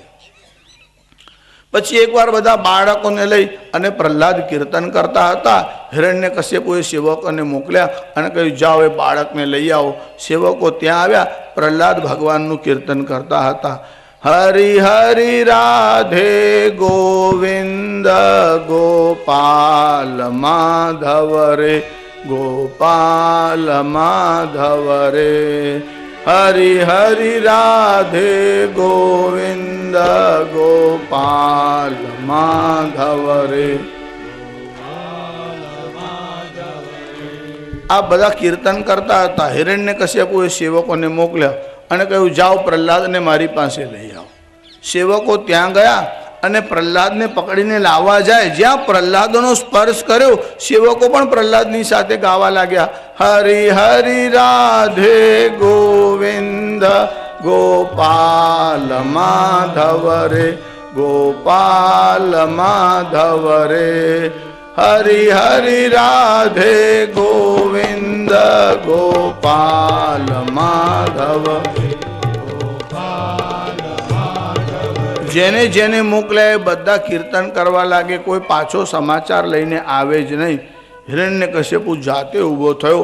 પોતાના જે બોડીગાર્ડ હતા, સેવકો અંગરક્ષકો, એને સાથે લીધા. જ્યાં પ્રહલાદ કીર્તન કરતો હતો ત્યાં હિરણ્યકશ્યપુ આવ્યો અને પ્રહલાદને જઈને આમ પકડ્યો અને એના વક્ષસ્થળમાં જોરથી એક પ્રહાર કર્યો અને કીધું બતાવો તારો ભગવાન ક્યાં છે? બધાના મનમાં વિચાર આવ્યો, શાસ્ત્રીજી આ બાળકના કીર્તનમાં એટલી બધી તાકાત હતી કે જે જઈને અડકે એ નાચવા લાગે. જો એનામાં આટલી બધી તાકાત હતી તો હિરણ્યકશ્યપુ જ્યારે મારવા માટે એને પકડ્યો અને પ્રહાર કર્યો ત્યારે હિરણ્યકશ્યપુ કેમ ભગવાનનું નામ ન બોલ્યો? એનું શું કારણ છે? જો ભાઈ આ હોલ્ડર જે હોય છે ને એમાં તમે બલ્બ નાખો ને એટલે સળગે, પણ ઉડેલો બલ્બ નાખો તો સળગે ખરો? ત્યારે એમાં વાંક કોનો? હોલ્ડરનો, ઇલેક્ટ્રિસિટીનો કે બલ્બનો? તો કેટલાક બલ્બ જ એવા ઉડેલા હોય કે ઇલેક્ટ્રિસિટી શું કરે? એમ કથામાં પણ કેટલાક ઉડેલા બલ્બ જેવા હોય, બાકી બધા બોલે પણ એ તો આમ ચૂપચાપ જ બેસી રહ્યા. આ હિરણ્યકશ્યપુ આમાંનો જ હતો. જે જે સ્પર્શ કરે એને બધાને જ અસર થાય કે હરિ હરિ રાધે ગોવિંદ ગોપાલ માધવ રે, ગોપાલ માધવ રે. હરિ હરિ રાધે ગોવિંદ ગોપાલ માધવ રે, ગોપાલ. હિરણ્યકશ્યપુ એકદમ ત્વરાથી પ્રહલાદની પાસે ગયો, એક હાથ પકડી વક્ષસ્થળમાં પ્રહાર કર્યો અને પૂછ્યું, બતા રામ તેરા કહાં રહેતા હૈ, બતાવ ક્યાં છે તારો રામ, મારે તારા નારાયણને જોવો છે. કે બતા રામ તેરા કહાં રહેતા હૈ, ધડ સે શીશ કરું ન્યારા, પહેલાં તો હું એનો શિરચ્છેદ કરું એટલે આ બધી ઝંઝટ મટી જાય. હિરણ્યકશ્યપુ ક્રોધને કારણે કાંપવા લાગ્યો, તલવાર આમ હાથમાં લઈ અને પ્રહલાદને કહેવા લાગ્યો કે બોલ તારો ભગવાન ક્યાં છે.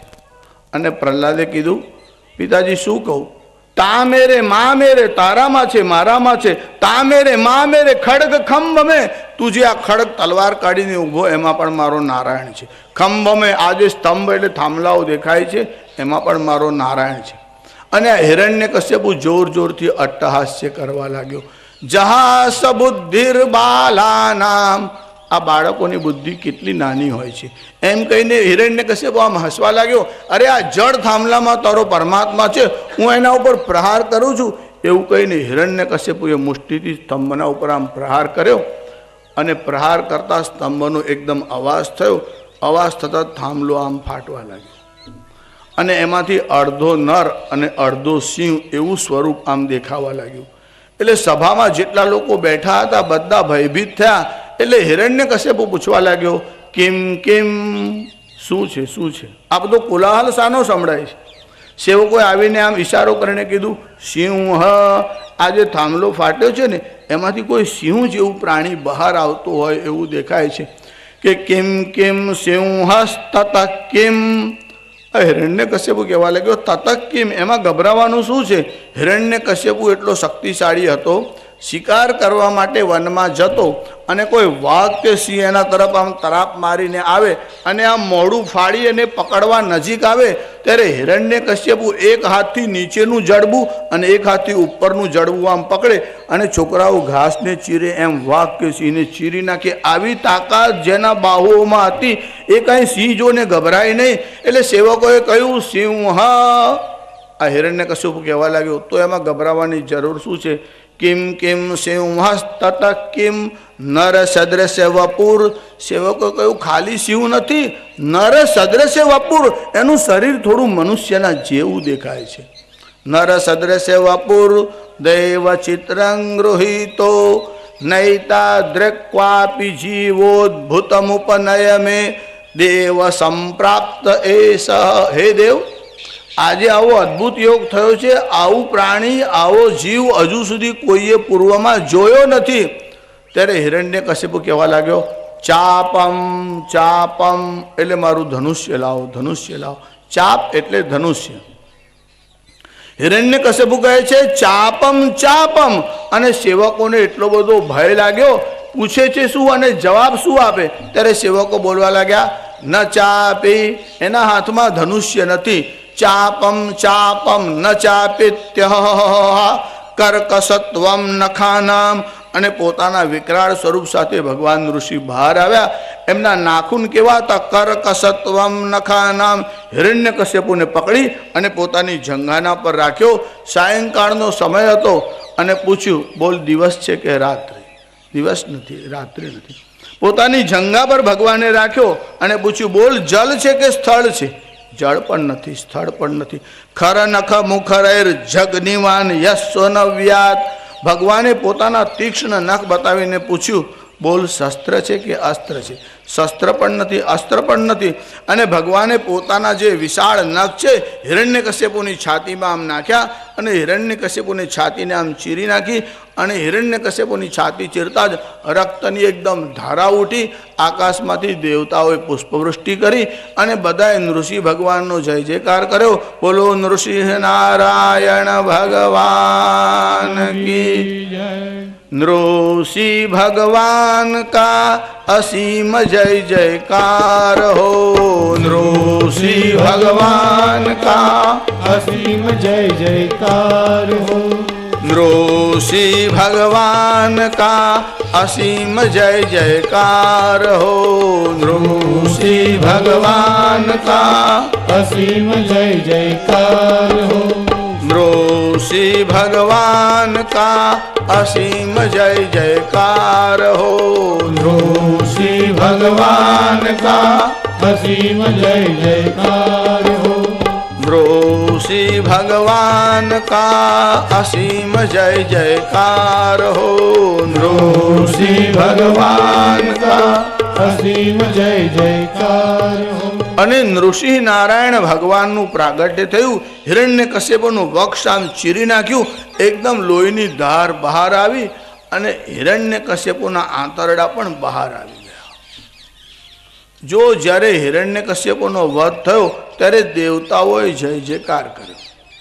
આપણે ત્યાં જેમ ભાગવત ઉપરની શ્રીધરી ટીકા છે એમ બંસીધરી નામની પણ એક ટીકા છે.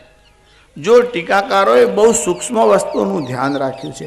ટીકાકારોએ લખ્યું કે ડેડ બોડીને અડકો તો તમને સ્નાન લાગે, અને નજીકનું હોય તો તમને સૂતક પણ લાગે, અને ગુરુના સવને શિષ્ય અડકે તો એને 10 દિવસનું સૂતક લાગે છે. હવે હિરણ્યકશ્યપુને ભગવાને ચીરી નાખ્યો તો ભગવાનને સ્નાન લાગે કે ન લાગે, તો ભગવાન સ્નાન કરવા ગયા કે નહીં એવું વેદવ્યાસે લખ્યું નથી. બંસીધરીમાં બહુ સુંદર સમાધાન કર્યું છે. બંસીધરી લખે છે કે જ્યારે હિરણ્યકશ્યપુનો વધ થયો ત્યારે ભગવાનને એટલો બધો કોપ આવ્યો જાણે આ સૃષ્ટિનો પ્રલય કરશે. કોઈનું પાસે જવાનું સાહસ ન થયું. ત્યારે દેવર્ષિ નારદ આવ્યા. બધાએ વિનંતી કરી ભગવાનનો ક્રોધ શાંત થાય એવો કોઈ ઉપાય કરો. નારદજીએ કીધું ઓહો 2 મિનિટનું કામ છે. નારદજી લક્ષ્મીજીના પાસે ગયા અને લક્ષ્મીજીને કહ્યું કે તમારા ઘરવાળાને ગુસ્સો આવ્યો છે. લક્ષ્મીજી કહે ઓહો એમાં શું, હું સામે જઈને ઊભી રહું એટલે એકદમ શાંત. ઘરવાળાને ગુસ્સો આવ્યો હોય પણ એમના પત્ની આવીને સામા ઊભા રહે ત્યારે પાછો શાંત થઈ જાય. લક્ષ્મીજીને લઈને દેવર્ષિ નારદ ત્યાં આવ્યા. લક્ષ્મીજીએ પૂછ્યું ક્યાં છે? નારદ દૂર જ ઊભા રહ્યા. નારદને થયું પાસે જવામાં મજા નહીં, ભગવાન બહુ ગુસ્સામાં દેખાય છે. એટલે દેવર્ષિ નારદે દૂરથી આમ આંગળી છીંદીને કીધું જો ત્યાં બેઠા છે. એટલે લક્ષ્મીજી આમ ધારી ધારીને જોવા લાગ્યા. હવે નૃષિ રૂપમાં હતા એટલે લક્ષ્મીજી આમ નિરીક્ષણ કર્યું. પછી નારદના ભણી જોઈને કહેવા લાગ્યા આ મારા ઘરવાળા ન હોય. નારદજીએ કીધું છે તો તમારા પણ ગુસ્સો કરે ત્યારે આવા દેખાય છે. એટલે નૃષિ રૂપમાં હોય ને ત્યારે તમારે પણ આઘા રહેવું, નહીં તો છોકરાની સાથે તમને પણ એકાદ જમાઈ દે. લક્ષ્મીજીનું પણ સાહસ ન પડ્યું. લક્ષ્મીજી દૂર ઊભા રહ્યા. કોઈનું પાસે જવાનું સાહસ થતું નથી. અને ત્યારે પ્રહલાદ ત્યાં પાસે ગયા. અને પ્રહલાદ જ્યારે પાસે ગયા, પ્રહલાદને જોતા જ ભગવાનનું હૃદય એકદમ ભરાઈ આવ્યું. પ્રહલાદે જઈ અને ભગવાનને સાષ્ટાંગ પ્રણામ કર્યા. ત્યારે ભગવાન ઋષિએ શું કર્યું? પ્રહલાદના બંને બાહુઓને આમ પકડી લીધા અને પ્રહલાદને આમ ઉપાડી અને ભગવાન બોલવા લાગ્યા ક્વેદમ વપુ ક્વચ વય સુકુમારમેતદ. હે પ્રહલાદ, તારું શરીર ક્યાં, તારી અવસ્થા ક્યાં? 5 વર્ષની અવસ્થામાં આટલું બધું દારૂણ દુઃખ ભોગવ્યા છતાં તે મારું નામ લેવાનું ન છોડ્યું. અને ભગવાન જે છે એ પ્રહલાદને મળવા માટે આવ્યા. ત્યારે ભગવાન એવું બોલ્યા કે ક્ષંતવ્ય મંગયદિ મે સમયે વિલંબ. જો મને આવવામાં વિલંબ થયો હોય તો ક્ષમા કર, એવું ભગવાન બોલ્યા. અને પ્રહલાદને જોયા પછી ભગવાનની આંખમાંથી જે હર્ષાશ્રુ નીકળ્યા તે એટલા બધા હતા કે ભગવાને અશ્રુથી જ સ્નાન કરી નાખ્યું. બંસીધરી ટીકામાં એમને લખ્યું કે ભગવાને આંસુઓથી સ્નાન કરી નાખ્યું. ભગવાનનું હૃદય કેવું છે, અહૈતુક દયા સિંધો. ભક્તને જોયા પછી ભગવાન ચોધાર આંસુએ રડી પડ્યા. પ્રહલાદને લઈ અને ભગવાને આલિંગન આપ્યું. બોલો નૃસિંહ નારાયણ ભગવાન કી, બાલકૃષ્ણ લાલ કી, ગોવર્ધન નાથ કી. નમઃ પાર્વતી પતય. હર હર મહાદેવ.